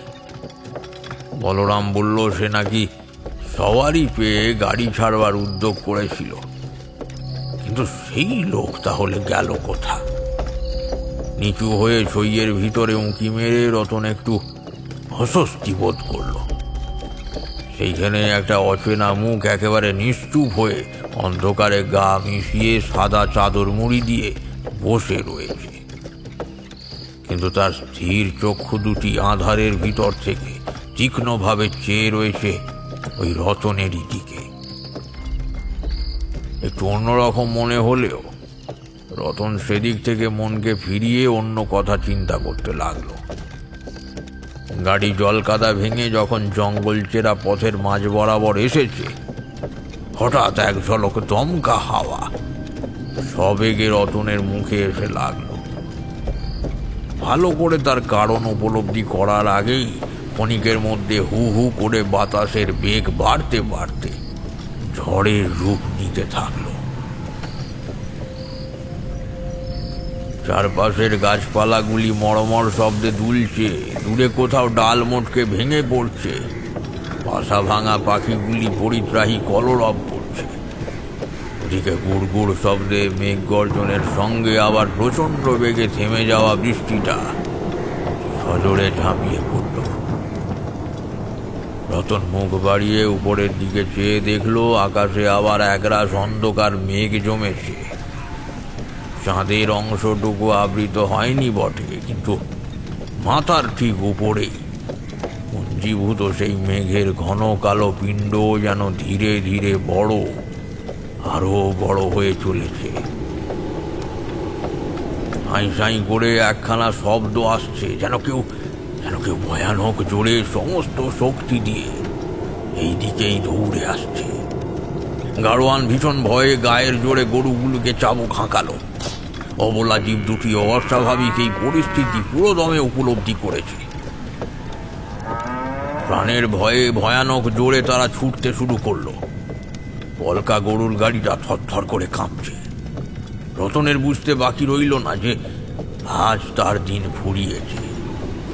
মরণ তার শিয়রের ঠিক উপরেই ওইখানে দাঁড়িয়ে রয়েছে, কিন্তু তার দোষে গাড়োয়ানের ক্ষতি কেন হবে?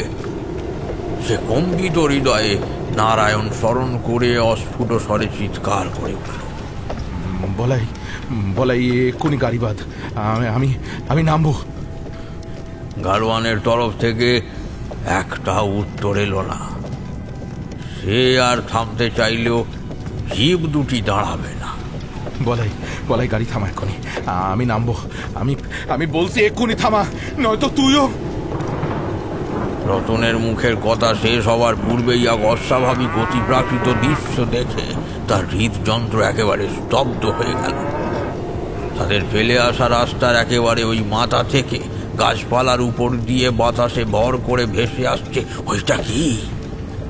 রতন চোখের থেকে বৃষ্টির জল মুছে ঠাহর করলো, সেটা একটা ভয়ঙ্কর পিশাচ মূর্তি। তার মুন্ড নাই, দেহ নিকষ কৃষ্ণবর্ণ।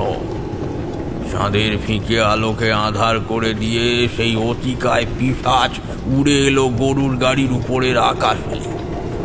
রতন ঠক ঠক করে কাঁপতে কাঁপতে গাড়োয়ানকে নির্জীব কণ্ঠে শুধলো, ঈশ্বর, ওইটে কি রে বলাই? মূর্তিটা অদ্ভুতভাবে ঠিক মাথার উপরে ভেসে ভেসে যেন গাড়িটার পানেই তাকিয়ে কারোর আদেশ বা নির্দেশের প্রতীক্ষায় লোলুপ হয়ে রয়েছে। গাড়ির ছইয়ের ভিতর থেকে হিস হিসে চাপা স্বর ভেসে এলো, তারাগ্রহ বিমর্দকম রৌদ্রং রৌদ্রাতকম ক্রূরং কেতুম প্রণম্যহ। আর সেই উচ্চারণ মাত্র বিরাট মূর্তি কান ফাটানো গর্জন করে ঝড়ের বেগে গাড়িটাকে ঘিরে একটা প্রবল ঘূর্ণন তৈরি করলো। আজকে উঠে রতন দেখলো ভিতরের সেই অন্ধকারের অচেনা যাত্রী সোজা হয়ে উঠে বসে তার দিকে নির্নিমেষ নজরে চেয়ে রয়েছে। অসহায় রতনলাল শুষ্ক স্বরে শুধলো, কে তুমি? ব্রাহ্মণ, নাম কালীপদ মুখুজ্জে, নিবাস রায়দিঘরা। আমি বর্তলি গাঁয়ের কানাইলালের কাছে যাচ্ছি, সে আমাকে পত্র লিখেছিল। ও আচ্ছা ঠাকুর মশাই, আগে আমি তার বড় ভাই রতনলাল। ধীরে ধীরে ঝড় বৃষ্টি প্রশমিত হয়ে এলো। রতনের বিস্ময় তখনও কাটেনি। সে সাহস করে শুধল, ঠাকুর এইসব কি ছিল ঠাকুর? ওই ভয়ঙ্কর দানবটা কে? উনি কেতু। তোমার শিয়রে সমন দেখে নিতান্তই বাধ্য হয়ে তাকে স্মরণ করতে হয়েছে আজ। উনি আপাতত আজ তোমাকে বাঁচালেন। কানাই অবশ্যই কিছুটা চিঠিতেই কয়েছে আমাকে, কিন্তু তোমাকে মারতে কি বা কে এসেছিল তা আমারও ঠাওর হলো না। ঠাকুর মশাই, আপনি কি ওই মন্ত্রতন্ত্র কিছুটা জানেন নাকি? মানে আপনি কি আমি দেব, দানব, যক্ষ, কিন্নর? আমি তোমার মতোই রক্ত মাংস কাঠামোর মানুষ, তাই খাঁটি বাঙালি। বলেই কালীপদ হো হো করে হেসে উঠল। মুগ্ধ রতনের মনে হলো এতক্ষণ পরে চাপা ভয়ের পরিবেশটা মন্ত্র বলে কোথায় যেন উবে গিয়েছে এক লহমায়। পরের দিন সকালে কানাই সর্দার আর রতন সর্দার দুইজনে মিলে কালীপদকে নিয়ে চলল তালুকের চণ্ডী মণ্ডপে। নামেই চণ্ডী মণ্ডপ, কিন্তু এই গরিবের দেশে তেমন একটা পূজা পার্বণের বালাই নাই। এই স্থানটি পরগনার আলাপ আলোচনা বিচারের জন্য ব্যবহৃত হয়। সব কয়টি গাঁয়ে ভোরেই সংবাদ দেওয়া হয়েছিল, ফলে একটু বেলা হতেই প্রচুর মানুষ এসে উপস্থিত হলো সেইখানে। কালীপদ রাত্রিরে দুই ভাইকে প্রশ্ন করে করে বেশ কিছু তথ্য জেনে নিয়েছিল, ফলে আজকে গাঁয়ের লোকেদের প্রশ্ন করার মতন বেশ কিছু রসদ রয়েছে। খুঁটিনাটি কোনো কিছুই বাদ না দিয়ে সকলের সমস্ত কথা শুনল কালীপদ। লাটুর মায়ের বক্তব্য এবং সে প্রভুর পরীক্ষাগারে কি কি দেখেছিল সেসব শুনল মন দিয়ে। লাটু বটু দুই ভাইকেই শুধল। তোমরা মৈনাক চাটুর্যেকে কত দূর অব্দি অনুসরণ করেছিলে? আমি ওই বড় রাস্তা ছেড়ে জঙ্গলের ভিতর অব্দি ঢুকে দেখলুম বাবু পিরিন্ডির ওই বনে সেঁদুলো। আমি এক শিলার দেউল অব্দি গিয়ে আর এগুইনি। ওর পরে তো এক শিলাকে? সে বড় জাগ্রত দেবতা ঠাকুর মশাই, সাক্ষাৎ কাঁচাকে গো। ওই মন্দিরের শিব ঠাকুরকে একেবারে নড়ানো যায় না। যে চেষ্টা করে সেই বজ্রাঘাতে একেবারে ছাই হয়ে যায়। সে কি সত্য নাকি? এমনটা হয় তোমরা দেখেছ নাকি শুনে শুনেই? না ঠাকুর, আমি ছেলেবেলায় নিজের চোখে দেখেছি গোড়া সাহেবদের ছাই হয়ে যেতে। হে প্রভু, হে স্বয়ম্ভু, তোমার প্রতি এই সরল মানুষগুলির বিশ্বাস যেন না টলে। আমাকে শক্তি যোগাও ভগবান। তোমাদের মধ্যে একজনও কি কেউ এমন আছো যে দুর্ঘটনার রাতে কোনো ক্রমে ঘরের বাইরে ছিলে? দীননাথ মাস্টার উপর নিচে ঘাড় নাড়ল। নিজের পরিচয় দান করে সে যখন আপন অভিজ্ঞতা কইছে, তখন তাকে মাঝপথেই থামিয়ে কালী বলল, ভালো করে স্মরণ করো মাস্টার, সে রাতে অস্বাভাবিক কিছু কি চোখে পড়েছিল? মনে পড়ছে না ঠাকুর, তবে তেমন কিছু দেখিনি তো। তুমি তখন বাইরে কি ভয় পেয়ে বেরিয়েছিলে? আগে না, আমি মশার উৎপাদের জন্য খড়ের আটি জ্বালাতে বেরিয়েছিলাম। জেলেছিলে সেখানা? আগে হ্যাঁ। আর যখন দানবের উপদ্রব থেমে গেল তখনও সেখানা জ্বলছিল? হ্যাঁ, যদূর মনে পড়ে জ্বলছিল, কিন্তু প্রায় শেষ হয়ে এসেছিল আর কি। তুমি আমাকে হুবহু ওই আকৃতির একখানা আটি বানিয়ে দিতে পারবে মাস্টার? এখনো কোনো কিছুই বুঝে উঠতে পারিনি, কিন্তু মন বলছে ওই জিনিসটা ভবিষ্যতে কাজে আসতেও পারে। দ্বিপ্রহরের আহার সমাধা করে বেশ কয়েকজন লোককে নিয়ে কালীপদ উপস্থিত হল হিমু পালোয়ানের পোড়া বাড়িতে। রতন বলল, ঠাকুর ঠাকুর বেশি কাছে এগোবেন না ঠাকুর, নয়তো সেই রাক্ষসে মশার পাল আবার তেড়ে আসবে ক্ষণ। ভয় নাই, তারা আজ হয়তো আসবে না। তোমরা কপাট ভেঙে ফেলো। দ্বার ভাঙতেই একটা বিকট পচা গন্ধে সকলের নাড়ি পাক দিয়ে উঠল। বাইরের পোড়া দালান ঘরটার ভূমিতে পড়ে রয়েছে মৈনাক চাটুর্যের রাত পোড়া গলিত সব। মেঝেতে ডাঁই করে রাখা উদ্ভট কিছু কঙ্কাল।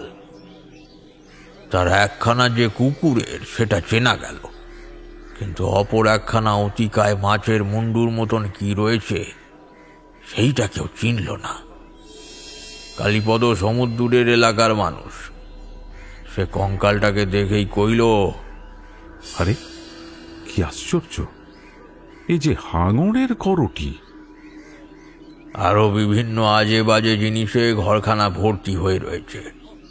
একটি কাঁচের শিশি ভর্তি লাল পিঁপড়ার দল, হাড়গোড় শেঁকড় বাঁকড় ইত্যাদি। সবচাইতে আশ্চর্যজনক হলো এই ঘরের ছাদটা। এ মাথা থেকে ওই মাথা অবধি নিশ্চিদ্রভাবে আয়নার কাঁচ লাগানো ছাদ।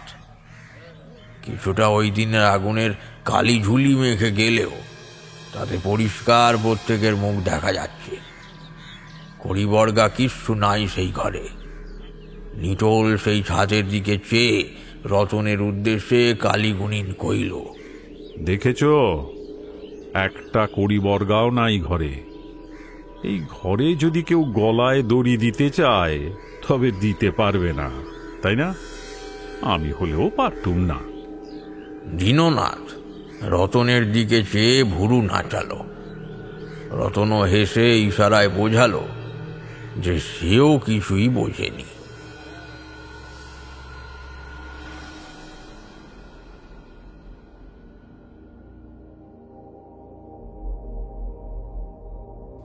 পরের দিন ভোরে কালীপদ কয়েকজনকে নিয়ে দুর্ঘটনার শিকার গ্রামগুলিতে গিয়ে বিশাল দৈর্ঘ্যের রজ্জু নিয়ে নানান রকম মাপযোগ করে ওই দড়ির ঠিক মাঝখানে একটা গিঁট দিয়ে বিকেলে হাজির হলো চণ্ডী মণ্ডপে।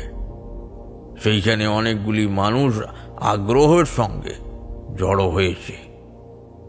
কালী ধীরে ধীরে মুখ খুলল। আজ সব কয়টি ধ্বংসস্তূপ ঘুরে ফিরে একটা অদ্ভুত ব্যাপার লক্ষ্য করলাম।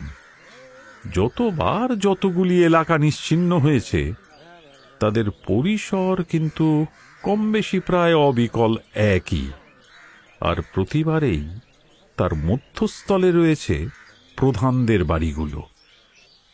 একটা ব্যাপারে নিশ্চিত হওয়া গেল, ওই অপদেবতা যে রূপেই আসুক তার ধ্বংসলীলা ওই নির্দিষ্ট বেঁধে দেওয়া পরিসরেই সীমাবদ্ধ থাকে। প্রতিবারই ওইটুকু এলাকাতেই সে থাবা বসায়। ঝড় বৃষ্টির আকৃতি নিয়ে এলে তার চারণভূমি কিন্তু একটা বাধা ধরা গণ্ডিতে নিখুঁতভাবে আটকে রইত না। তবে কি শয়তানটার একটা নির্দিষ্ট আকার রয়েছে? সে ইচ্ছে মতো পরিবর্তিত হতে পারে না। কিন্তু আরো আশ্চর্য কথা হলো, আততায়ীর লক্ষ্য কিন্তু কেবলমাত্র তাদের নির্দিষ্ট বাড়িগুলি নয়, কারণ কেশব নন্দিত সেই রাত্রিরে তার ভাইরার গৃহে ছিল এবং সেইখানেও কিন্তু ওই ঘরটিকে কেন্দ্রস্থলে রেখেই আক্রমণ ঘটেছে। অর্থাৎ এই দানব নিজের বুদ্ধিতে প্রধানদের বর্তমান উপস্থিতি জানতে এবং চিনতে পারে। এখন সবচাইতে আগে এইটা ধরা আবশ্যক যে ওই শয়তান ঠিক কোন পদ্ধতিতে, কোন পন্থায় অবস্থানগুলি চিহ্নিত করে।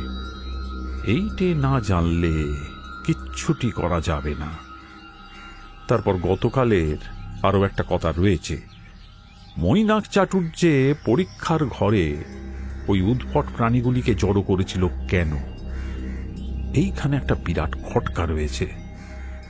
হাঙর, কুকুর এবং পিঁপড়া তিনটি সম্পূর্ণ আলাদা জীব হলেও তাদের মধ্যে কোথাও যেন একটা মিল রয়েছে। কোথাও যেন শুনেছিলাম, এখন আর কিছুতেই স্মরণ হচ্ছে না।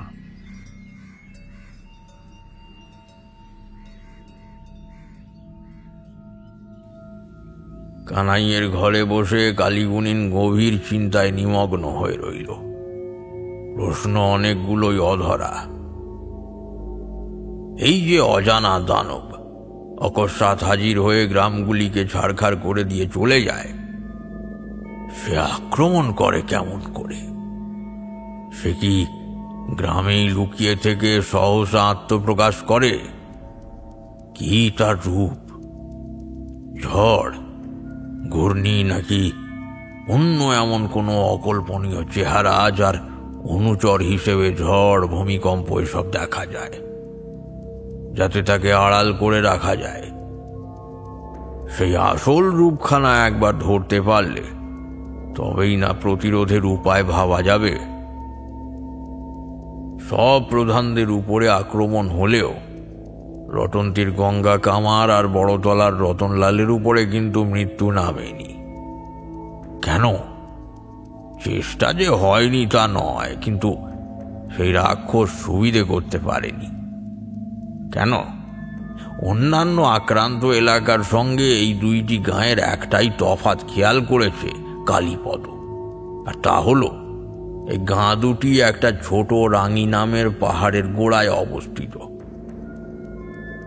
কিন্তু এ কেমন শয়তান যে কিনা সমতলের পল্লীগুলির কাছে পরম শক্তিধর আর হিংস্র, অথচ পাহাড়ের গায়ে থাকা এলাকায় সে ঝাঁপিয়ে পড়তে পারে না, বরং বাধা পায়। তবে কি পাহাড়টাই বাধার কারণ হয়ে দাঁড়াচ্ছে? পাহাড়টা তাকে বাধা সৃষ্টি করে কি কারণে? কালীপদর ভ্রুকুটি কুঞ্চিত হয়েই থাকল। রাতে কালীপদকে দুই ভাইয়ে মিলে শতবার অনুরোধ করার সত্ত্বেও সে যৎসামান্য আহার করেই উঠে পড়ল। মাথায় তার চিন্তা জটা বেঁধে রয়েছে।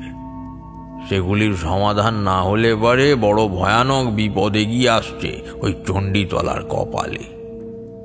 বিরস মনে কালীপদ শয়ন কক্ষে প্রবেশ করে দেখল মোক্ষদা খাটের ছত্রিতে মশারি বাঁধছে। কালীপদকে দেখে মাথার ঘোমটা টেনে দিয়ে কইল, আপনি তো কিছুই আহার গ্রহণ করলেন না ঠাকুর মশাই। রান্না কি তবে ভালো হয়নি? ছি ছি মা, খেতে পারেনি সে তোমার এই বুড়ো ছেলের দোষ, রাধার কোনো ত্রুটি নাই। মোক্ষদার রুক্ষ আচরণ এই কদিনের মধ্যে অনেকখানি বদলে গিয়েছে। যে দেবরকে চোখের বালি ভেবে অকারণেই অসংখ্য গালমন্দ সে করেছে, সেই কানাই আজ বিপদের দিনে তার মনিব এই ব্রাহ্মণকে ডেকে এনে তার শাঁখা নোয়া রক্ষে করেছে। এই ভেবে মনে মনে সে শতেকবার মাথা খুঁড়েছে আর নিজের দুর্বুদ্ধিতে নিজেই মনমরা হয়ে থেকেছে এই কদিন। মোক্ষদা যত্ন করে কালীপদকে মশারি খাটিয়ে দিতে দিতে কইল, নিন বাবা, এইবার শুয়ে পড়ুন। মশারি ভালোভাবে বিছানায় তুলে নিন। হ্যাঁ, এই পরগনায় ভীষণ মশা মাছির উপদ্রব কিনা। হঠাৎ মোক্ষদার এই কথায় শটান লাফিয়ে উঠে সোজা হয়ে দাঁড়িয়ে উচ্ছ্বসিত স্বরে বলে উঠল, ঠিক তো মা, তাই তো। তোমার বুড়ো খোকাটার মাথায় এতক্ষণ ধরে এই কথাটাই ধরা পড়েনি। আজ তুমি আমার জ্ঞান চক্ষু খুলে দিলে। দীর্ঘজীবী হও বাছা। এই বলে হতভম্ব মোক্ষদাকে আশীর্বাদ করে হন্তদন্ত হয়ে কালীপদ বাইরে এসে আওয়াজ দিল, রতনলাল, কানাই, শীঘ্র এসো তোমরা। প্রথম প্রশ্নটার জবাব হয়তো পেয়েছি।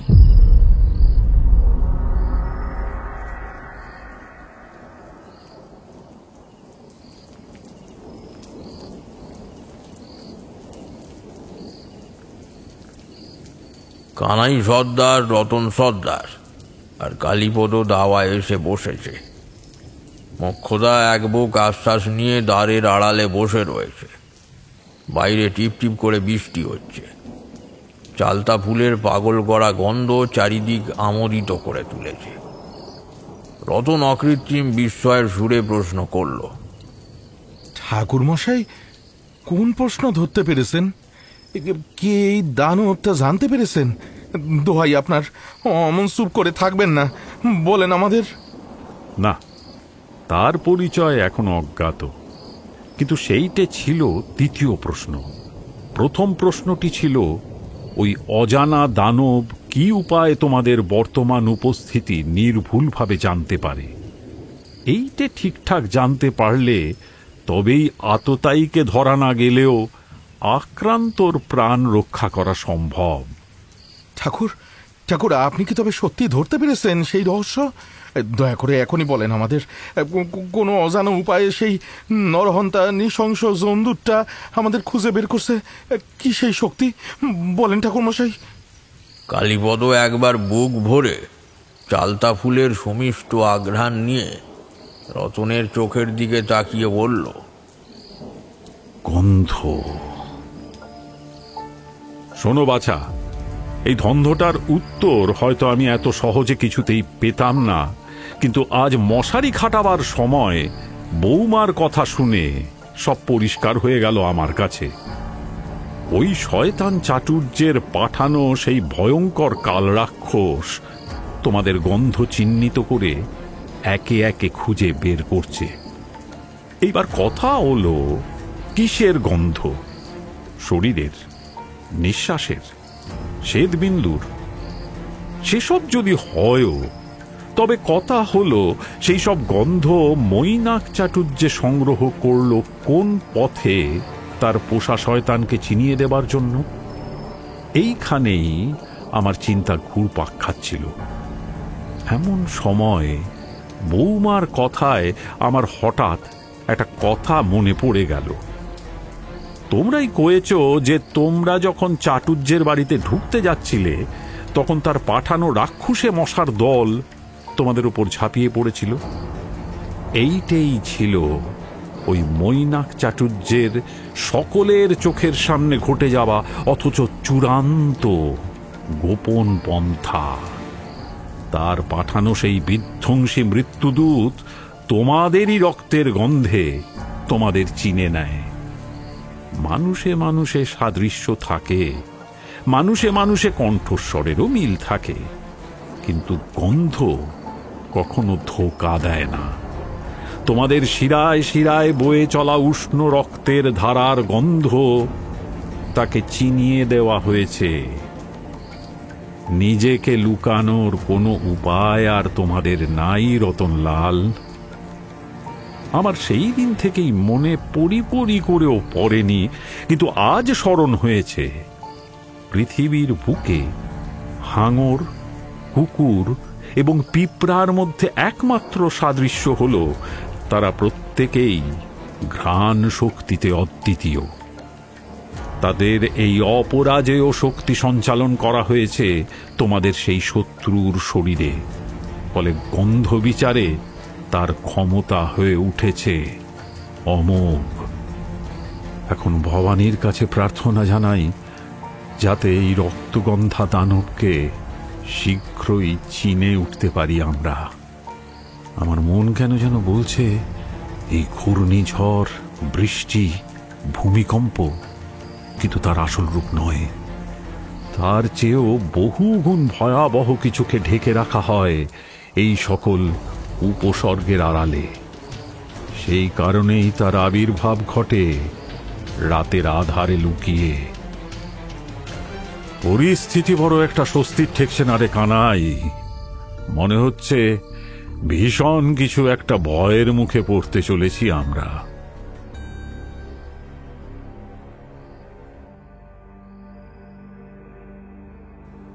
পরের দিন দীননাথ মাস্টারের গৃহে ফলাহারের নিমন্ত্রণ ছিল কালীপদ, রতনলাল এবং কানাইয়ের। তারা এইটা মোটামুটি বুঝেছে যে দিবালোকে তেমন কোনো ভয় নাই। চণ্ডীতলার আরো কিছু মানুষ নিমন্ত্রিত ছিল সেইখানে। এই তল্লাটে উঁচু নিচু, বড় ছোট দেখে চলে না কেউ। সবাই প্রায় সমানভাবেই সমাজে বিচরণ করে। খাওয়া দাওয়াটা মুখ্য উদ্দেশ্য ছিল না কারুরই, কিন্তু এক্ষেত্রে বসে এই বিষয়ে একটু কথাবার্তা চালানো আবশ্যক। তাই প্রায় সকলেই এসে হাজির হয়েছিল। বিচার বিবেচনা করে এইটুকু মাত্র ঠিক হয়েছিল যে আগামী বেশ কিছুদিন গঙ্গাধর কামার এবং রতনলাল সর্দার গাঁ ছেড়ে বাইরে যাবে না। কারণ যে কারণেই হোক না কেন, এরা গাঁয়ের ভিতরে থাকলে প্রাণহানি হওয়ার সম্ভাবনা কম। এতে স্থায়ীভাবে সুরাহা কিছু হয় না বটে, কিন্তু মন্দের ভালো। বাড়ি ফেরার পথে প্রায় 10-12 জন মিলে মেঠো পথ ধরেই চলছিল। সঙ্গে দীননাথ অবধি তাদের সঙ্গে কথা কইতে কইতে চলেছে। দূরে কাঠুরিয়াদের দল গাছ কাটছে, কয়েকজন জেলে পুকুরে জাল ফেলে মাছ ধরছে। যদিও এইসব এলাকায় মাছের চাহিদা তত অধিক নয়। কালীপদরা কিছুটা দূর এগোতেই পিছন থেকে কাঠুরিয়াদের মহা হইচই কানে এলো। কয়েকজন কাঠুরে পাশ দিয়ে দৌড়ে পালাবার সময় চিৎকার করে পড়ল, সত্তা টুটিকা! শিগগির কোথাও লুকিয়ে পড়তে হবে কর্তা বাবা, কাঠুরেদের আঘাতে মৌমাছির চাক ভেঙে পড়েছে। কানাইয়ের কথা ভালো করে শেষ হওয়ার পূর্বেই সেই দিকের আকাশে চারিদিক কালো করা মৌমাছিদের ক্রুদ্ধ গুঞ্জন কানে পৌঁছল। এই ভয়ঙ্কর বিপদকে এগিয়ে আসতে দেখে রতনলাল ঝপাত করে পুকুরে নেমে পড়ল। কালীপদদের চিৎকার করে বলল, শিগগির জলে নেমে পড়েন ঠাকুর, জলে কিছুক্ষণ ডুব দিলে মৌমাছিরা আর খুঁজে না পেয়ে আপনিই চলে যাবে। ওদের হাত থেকে বাঁচবার এইটাই উপায়। জলের তলায় লুকাবো, তাহলে খুঁজে পাবে না।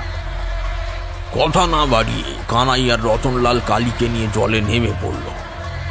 কিছুক্ষণ ডুবে থাকার পরে মৌমাছির হিংস্র দল একটিও মানুষের সন্ধান না পেয়ে যখন প্রায় চলেই গিয়েছে, আচমকা কালীপদ উদ্ভ্রান্তের মতো বলে উঠল, সর্বনাশ! তাই তো, ঈশ্বর, এও কি সম্ভব? বলেই পাড়ে উঠে বিভ্রান্তের ন্যায় ধপাস করে বসে পড়ল। উপস্থিত জনতা তাকে ঘিরে দাঁড়িয়ে পড়ল। রতন একটু ভয়ে ভয়ে কালীপদকে শুধল। কেন, এই জলে কি হয়েছে ঠাকুর মশাই? তোমাদের সেই অপরাজেয় অতিকায় দানবকে আমি এতক্ষণে চিনতে পেরেছি সর্দার। তোমরা যে কার পাল্লায় পড়েছ তা নিজেই বোঝনি তোমরা। বিপদ যে এত ভয়ালো তা আমি খুনাক্ষরেও সন্দেহ করতে পারিনি। এর মোকাবেলা স্বয়ং ভগবান করলে হয়তো করতে পারেন, কিন্তু আমি ক্ষুদ্র মানুষ মাত্র, তা কেমন করে পারবো বাছা? কে ঠাকুর, কি আমাদের সেই শত্রুর? তার নাম কি? মৈনাক। মৈনাক সাটুসে, সেই হিমু পালোয়ানের? না রতন, সে নয়, এ অন্য মৈনাক। গিরিরাজ হিমালয় আর মেনকার পুত্র মৈনাক পর্বত। কেবলমাত্র হিন্দু পুরাণেই নয়, পৃথিবীর বহু জাতির বহু পুরাণে কথিত আছে সে সময়ের এক ভয়ঙ্কর অধ্যায়ের কথা। সে কালে বেশ কিছু পাহাড় নাকি উড়তে পারত ইচ্ছে মতো। যোজনের পর যোজন জুড়ে ছিল তাদের বিশালাকৃতির ডানা। তারা হঠাৎ হঠাৎ উড়ে এক এক জায়গায় গিয়ে চেপে বসত, আর সেই প্রচণ্ড ভারে জনপদগুলি এক লহমায় নিশ্চিহ্ন হয়ে যেত। প্রাচীন চীন প্রদেশের কিছু পুঁথিতেও এই পাহাড়দের হাতে আঁকা ছবি সমেত বর্ণনা দেয়া রয়েছে। পুরনোক্ত মতে আমাদের দেশেও এই ধ্বংসলীলা ঘটেছে বহুবার। গিরিরাজের পুত্র মৈনাক এবং তার কিছু ক্রূর ও সহচর মিলে হঠাৎ হঠাৎ গিয়ে নেমে পড়ত এক এক প্রদেশে, এবং সেই এলাকাকে ধূলিসাৎ করে দিয়ে আবার উড়ান দিত অপর অঞ্চলে। একদিন এই ভীষণ অত্যাচারের কথা গিয়ে পৌঁছাল দেবরাজ ইন্দ্রের দরবারে। ক্রুদ্ধ বাসব তার লোকপালগণকে নিয়ে আপৎকালীন দরবারে বসলেন, এবং যম, কুবের, অগ্নি, পবন, ঈশানদেব প্রভৃতি সকলের মতে সহমত হয়ে রণবেশ ধারণ করে পর্বতাকৃতি ঐরাবতের পৃষ্ঠে আরোহণ করে যুদ্ধযাত্রায় চললেন একলা মহাবীর দেবরাজ। হাতে দধিচির পঞ্জর গঠিত মহাবজ্র। অন্তরিক্ষ থেকে সেই শয়তান পাহাড়দের চোখে পড়া মাত্র বজ্রের আঘাতে তাদের ডানা ছিন্ন করে দিতে শুরু করলেন ইন্দ্র। একটি একটি করে যখন সব পাহাড়ের ডানা নির্মূল হয়ে গিয়েছে, তখন দেবরাজ শক্রের ভয়ঙ্কর মারমুখী রূপ দেখে প্রাণের ভয় সমুদ্রের তলায় গিয়ে লুকল মৈনাক। শক্রের বজ্র তার সন্ধান পেল না বটে, কিন্তু প্রাণের ভয়ে অত্যাচারী মৈনাক আর কখনো জলের থেকে মাথা তুলল না। মৌমাছির ভয়ে জলে নামতেই সর্বপ্রথম এই কথাটাই আমার মনে এসেছিল। আগে থেকেই একটা এই ধরনের সন্দেহ আমার মাথায় ছিলই, কারণ একটা কথা তোমরা সবাই ভুলে গিয়েছ, কিন্তু আমি ভুলিনি। লাটুর মা নামের বুড়িটি কয়েছিল সে নাকি মৈনাক চাটুর্যের পরীক্ষার ঘরে দেখেছিল কতগুলি পাথরের খণ্ড দড়ি দিয়ে ঝুলন্ত অবস্থায় রয়েছে। কিন্তু আমি ঘরে ঢুকে ছাদ জোড়া নিরেট আয়নার দিকে তাকিয়ে বুঝলুম অনেকগুলি দড়ি তো দূরস্থ, এক গাছি দড়িও সেইখানে ঝুলাবার মতো কোনো অবলম্বন নাই। কড়ি, বর্গা, এমনকি একখানা কিলক অব্দি নাই সেই ছাতে। তবে মৈনাক দড়িতে পাথর ঝুলালো কোন উপায়ে? পাথরগুলো আদৌ কিছুতে ঝুলছিল না রতন। বয়স্থ বৃদ্ধা দুর্বল চোখের জ্যোতিতে ঠাওর পায়নি, নচেত সে বুঝত পাথরগুলো বাতাসে ভাসছে, উড়ছে।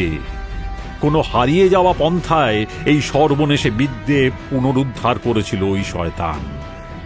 মৈনাক নয়, তবে অন্য কোনো ছোট পাহাড়কে উড়বার শক্তি দান করেছে সে। সেই পাহাড়ের অতর্কিত আক্রমণেই গ্রামকে গ্রাম পিষ্ট দলিত হয়ে মাটির নিচে 10 হাত বসে যায়। বিপদ যে অন্য কোনো দিকে নয়, বরং আকাশ থেকেই নামে, সে বিষয়ে আমি ছিলাম নিশ্চিত। তবে প্রশ্ন ছিল, বরতলি আর রটন্তী পাহাড়ের কোলে অবস্থিত বলে সেগুলি রক্ষা পায় কি করে? পাহাড়ে বাধা পায় কে? আজ উত্তর পেয়েছি। পাহাড়ে বাধা পায় স্বয়ং পাহাড়। সেই কারণেই ওই রাক্ষসে পাহাড় কিছুতেই নেমে আসতে পারে না এই 2 গাঁয়ে। অথচ মৈনাক চাটুর্যের দেওয়া ক্ষমতায় সে তোমাদের রক্তের আঘ্রাণ পায়, অবস্থান বুঝতে পারে। এবার বুঝতে পারছো বিপদ কতখানি বিভীষণ রূপে থাবা পেতে দাঁড়িয়ে রয়েছে? মৃত্যু তোমাদের মাথার ঠিক ওপরেই ঘুরছে রতনলাল। এর থেকে উদ্ধার করা কি সামান্য মানুষের পক্ষে সম্ভব? আমি জানি কর্তা বাবা, আপনি যখন ভিটে রয়েছেন তখন উপায় কিছু একটা হবে। হেরে যাওয়া আপনার শোভা দেয় না। মন্তরে না হোক, বুদ্ধিতে আপনি ঠিক একটা সুরাহা বের করবেন, এ আমি বেশ জানি। আমার ওপর এত ভরসা তোর কানাই? সত্যি ধর, যদি এ যাত্রা কিছু উপায় না পাই তবে? ভরসা নয় কর্তা বাবা, ভরসার চেয়েও যা বড় সেই আস্থা। সেই আস্থা রয়েছে আপনার প্রতি। আপনি তো গল্প বলেছিলেন আপনার গুরুদেব নাকি আশ্রম থেকে আপনার চলে আসার সময় বলেছিলেন আপনি জীবনে কোনোদিনও হারবেন না, নিজের কর্তব্য থেকেও কখনো এতটুকু বিচ্যুত হবেন না। তবে সেই গুরুবাক্যেই আপনি ভরসা রাখুন কর্তা বাবা। গুরুই তো ভরসা রে কানাই, সে কথাই তো রেখে চলেছি নিরন্তর। নিজের কর্তব্যের অবস্থানে যতই বিপদ থাকুক, আমি জগদ্দল পাথরের মতো অনড় হয়েই থাকি। তার থেকে এক চুল নড়ানোর সাধ্য। কালীপদর কথা অসমাপ্ত রয়ে গেল। এক ঝটকায় মুখ তোলা মাত্র কানাই নিজের প্রভুর চোখে সেই বহু প্রতীক্ষিত বিদ্যুতের ঝলক দেখতে পেয়ে উচ্ছ্বাসের সাথে বলে উঠল, উপায় হয়েছে, উপায় হয়েছে, তাই না কর্তা? আমি জানতাম। ভয়ঙ্কর মারণ ব্যাধির সামান্য উপশমের পথ দেখলে মুমূর্ষু রোগী যেমন চনমনে হয়ে ওঠে, তেমনি প্রাণঘাতী বিপর্যয়ের দোরগোড়ায় পৌঁছে উপস্থিত প্রতিটি মানুষের মধ্যেই অসম্ভব উত্তেজনার সঞ্চার হয়ে পড়ল। রতনলাল আবেগপূর্ণ স্বরে কালীপদর হাত ধরে বলে উঠল, ধন্যী আপনার বিদ্যে বুদ্ধি, ধন্যী আপনার চতুরতা। আপনি কেবলমাত্র বলেন এই যুদ্ধে আপনার কি চাই, দেহপাত করেও আমরা সমস্ত কিছু উপকরণ জোগাড় করে দেব। রক্ত চাই, রক্ত, তোমার তাজা রক্ত চাই আমার। পারবে দিতে?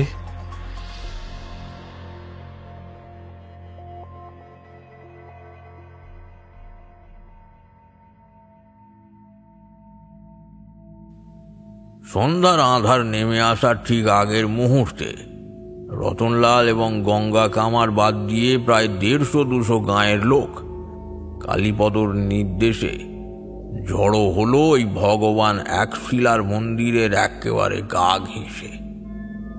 রতন আর গঙ্গা নিজের নিজের গৃহেই রয়ে গিয়েছে। যে বিশাল রজ্জু দিয়ে কালীপদ সেই দিন আক্রান্ত স্থানগুলির বেড় মাপতে গিয়েছিল, সেই রজ্জু দিয়েই মন্দির থেকে অনেকটা দূরে নানান মাপযোগ করে একটা স্থান বেছে নেওয়া হলো। দড়ির একেবারে মধ্যস্থলে যেইখানে গিঁট দিয়ে রাখা হয়েছিল, সেই কেন্দ্রবিন্দুতে রাখা হলো একটি ক্ষুদ্র মাটির সরা। তাতে কালচে হয়ে শুকিয়ে রয়েছে রতনলাল এবং গঙ্গা কামারের কিছুটা রক্ত। একটু পরেই হাতে টানা ঠেলা গাড়িতে করে একদল গ্রামবাসী একখানা প্রকাণ্ড ভারী এবং প্রায় 100 হাত দীর্ঘ লোহার শিকল নিয়ে উপস্থিত হলো। তার মাথায় একখানা ততোধিক ওজনদার গজাল গাঁথা রয়েছে। এই শিকলখানা এক রাত্রির মধ্যে সকলে মিলে গঙ্গা কামারের কামারশালে বসে বসে তৈরি করেছে। সেই শিকলের সঙ্গে বাঁধা হয়েছে সারা রাত্রি ধরে প্রতিটি গৃহের থেকে জোগাড় করা মোটা মোটা দড়ি দড়া। তার সঙ্গে বাঁধা হলো মাপ নেওয়ার সেই দীর্ঘ রজ্জুটি, যেটি কানাই সর্দার কালীপদর জন্য কোথাও থেকে জোগাড় করে দিয়েছিল। এই তল্লাটে জালের দড়ি অথবা নৌকার রশির দেখা মেলা দুষ্কর, তাই এই ব্যবস্থা। ভগবান এক শিলাকে করজোড়ে প্রণাম করে কালীপদ অস্ফুট সুরে বলল, এই দুর্দিনে আমাদের অপরাধ নিও না প্রভু, আমাদের ধৃষ্টতা মার্জনা করো ভগবান। এইবার তোরা এগিয়ে আয়, এই শিবলিঙ্গকে আষ্টে পৃষ্ঠে দড়িখানা দিয়ে জড়িয়ে ফেল, কিন্তু খবরদার ভগবানের বিগ্রহ যেন এক চুলো না নড়ে। অতি সাবধানে কয়েকজন নারী পুরুষ মিলে একটু একটু করে এই আদি অনন্ত শিবলিঙ্গের চতুর্দিকে দড়ি দিয়ে পেঁচিয়ে ফেলল, আর অপর দিকের শিকলের প্রান্তটি কুঁটিয়ে রাখা রইল মন্দিরের দ্বারে। কালীপদ আবার নির্দেশ দিল, সেই দানবের আবির্ভাবের হয়তো আর অধিক বিলম্ব নাই, কিন্তু যেই মাত্র ওই কালা পাহাড় ভূমিতে এসে স্থির হবে, তৎক্ষণাৎ তোমরা কয়েকজন হাতুড়ি আর শিকলের প্রান্তটি নিয়ে পাহাড়ের একটু ওপরে চড়ে যে কোনো একটি পাথরের খাজে শক্ত করে শিকলের মাথায় লাগানো গজালটা পুঁতে ফেলবে, আর সঙ্গে সঙ্গেই নেমে আসবে। মনে রেখো, এই কাজের জন্য খুব কম সময় তোমরা পাবে। তুমি যেদিন কয়েছ এরা তেমনই করবে ঠাকুর, নড়চড় হবে না। কিন্তু এইটিও তো জানা প্রয়োজন যে মোটামুটি কতটা সময় পাওয়া যাবে এই কাজে। আমাদের হাতে ভাষা অনুমান ব্যতীত এই সময়সীমার বাঁধা ধরা কোনো প্রমাণ তো নাই। রয়েছে চাটুর্যে মশাই, আমার কাছে রয়েছে। দৃঢ় কণ্ঠের প্রত্যুত্তরে সকলকে হতবাক করে দিয়ে কালীগুণী নিজের ধুতির খুঁট থেকে বের করলো দীননাথ মাস্টারের তৈরি করে দেওয়া একখানা খড়ের আঁটি। লোকজন ফিস ফিস করে আসন্ন বিভীষিকার সম্ভব অসম্ভব রূপ নিয়ে কল্পনাচারণ করছিল। যাদের উপরে গজাল পোঁতার কর্তব্য ন্যস্ত হয়েছে, তারা নিজেদের মধ্যে নানান পরিকল্পনা করে চলেছে। এমন সময় আকাশ গুড়গুড় শব্দে আন্দোলিত হয়ে উঠল। লোকজন হুড়মুড় করে বাইরে উঁকি মেরে দেখতে পেল সাঁঝের অন্ধকারকেও ছাপিয়ে আকাশে আরো ঘন মসি কৃষ্ণ মেঘের রাশি জমা হয়েছে।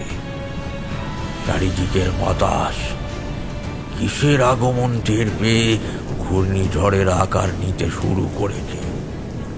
একটু বাদেই তীক্ষ্ণ স্বরের ফলার মতো বৃষ্টি এসে 10 দিক অন্ধ করে দিল।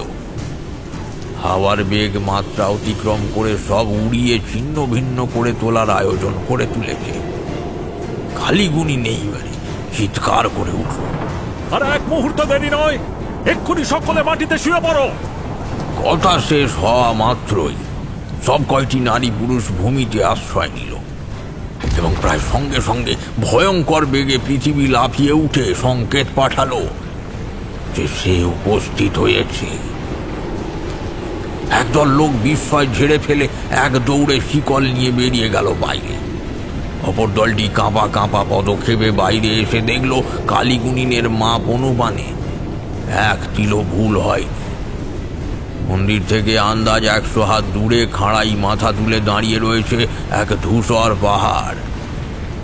পাথরের তৈরি জড়বস্তু হলেও তার দিকে একটিবার চাইলেই মনে হয় সে নিতান্ত নির্জীব কিংবা ক্লীব পদার্থ নয়।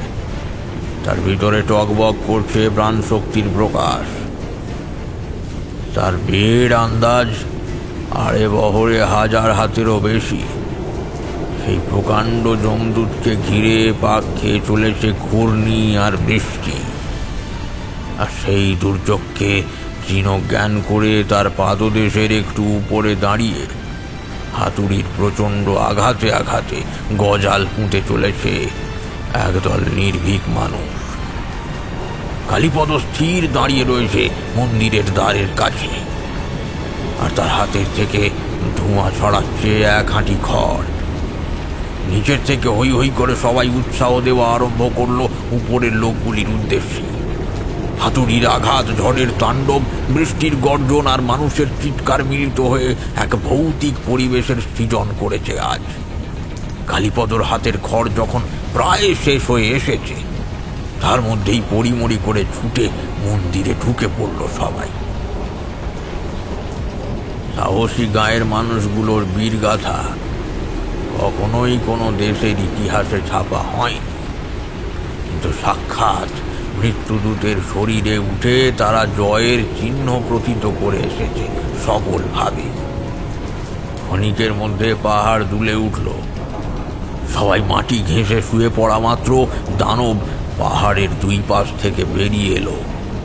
2খানি গুটিয়ে রাখা বিপুল মেঘের মতো ডানা, আর একবার তা ঝাপটানো মাত্রই পৃথিবীর থেকে অনেকখানি উপরে উঠে পড়ল সেই চলমান বিভীষিকা। ঝনঝন করে একটা শব্দ উত্থিত হওয়ার সাথে সাথে টান পড়ল শিকল বাঁধা দড়ির প্রান্তভাগে।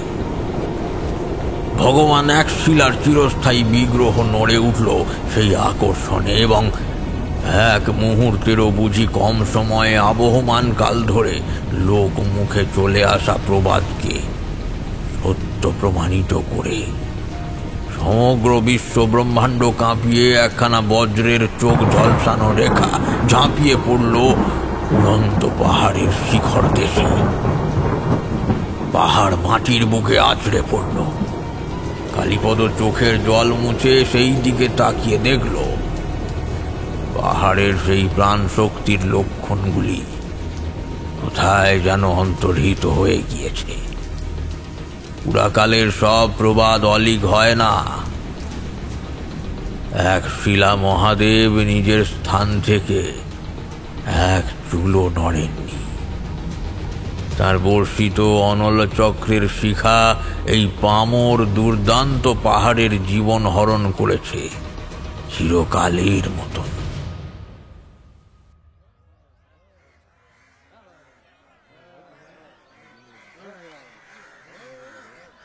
পরের দিন একটু তাড়াতাড়ি দ্বীপ্রহরের আহার সম্পন্ন করে কানাই এবং কালীপদ রতনলালের গৃহের বাইরে এসে দাঁড়ালো। সামনে একখানা বলদে টানা গাড়ি দাঁড়িয়ে আছে। চালক বলরাম সসম্ভ্রমে নজরে কালীপদর দিকে চেয়ে রয়েছে। এই গাড়িটা তাদের দুপুরের রেলগাড়িতে চাপিয়ে ফিরে আসবে। গাড়ির পিছনে সার দিয়ে দাঁড়িয়ে রয়েছে অসংখ্য গাঁয়ের লোক। মোক্ষদা গলায় বসন দিয়ে কালীপদকে প্রণাম করতে এসে হুঁপিয়ে কেঁদে উঠল। অন্যান্য সময় কালীগুণিন কখনো কারুকে পা ছুঁয়ে প্রণাম করতে দেয় না, কিন্তু এই অবস্থায় বাধা দিতে তার মন চাইল না। চালতা ফুলের মিষ্টি গন্ধটা তখনও নাকে আসছে। গাড়িতে ওঠার ঠিক আগে আকাশ ভেঙে বর্ষার বৃষ্টি নামল। রতনলাল উদ্বিগ্ন হয়ে কইল, এই যে খুব জোরেই জল এলো ঠাকুর, একটু সময় অপেক্ষা করে গেলে হয় না? ভয় কি, বৃষ্টি তো নামছে, পাহাড় তো আর নয়।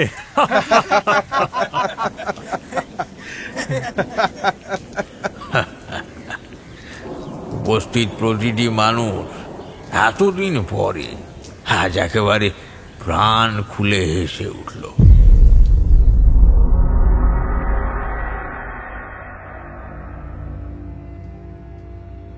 শুনছিলেন বিভা ক্যাফে নিবেদিত সৌমিক দে রচিত কালীগুণিন সিরিজের আরও একটি অনবদ্য গল্প কালীগুণিন এবং রক্তগন্ধা রহস্য।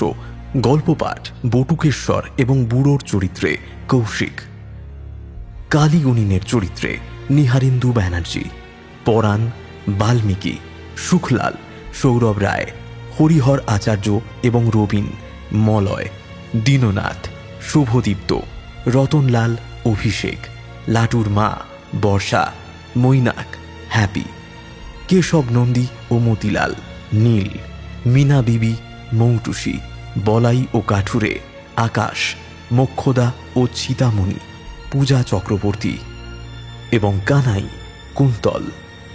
কভার ডিজাইন দীপক অধিকারী, আবহ, শ্যাডো। পরিচালনায় টিম বিভা ক্যাফে। পরিবেশনা ও প্রযোজনা বিভা পাবলিকেশন। আশা করি গল্পটি শুনে আপনাদের ভালো লেগেছে। যদি ভালো লেগে থাকে তাহলে অবশ্যই শেয়ার করুন, এবং যদি এখনো পর্যন্ত আমাদের চ্যানেলটি সাবস্ক্রাইব করে না থাকেন তাহলে প্লিজ সাবস্ক্রাইব করে দিন এবং বেল আইকন অন করে রাখুন, যাতে নতুন নতুন গল্প এলে আপনারা প্রত্যেকটা নোটিফিকেশন পেয়ে যান। আরও একটি দুর্দান্ত গল্প নিয়ে ফিরবো আমরা। ততদিন ভালো থাকুন এবং শুনতে থাকুন বিভা ক্যাফে, গল্প শোনার সঠিক ঠিকানা।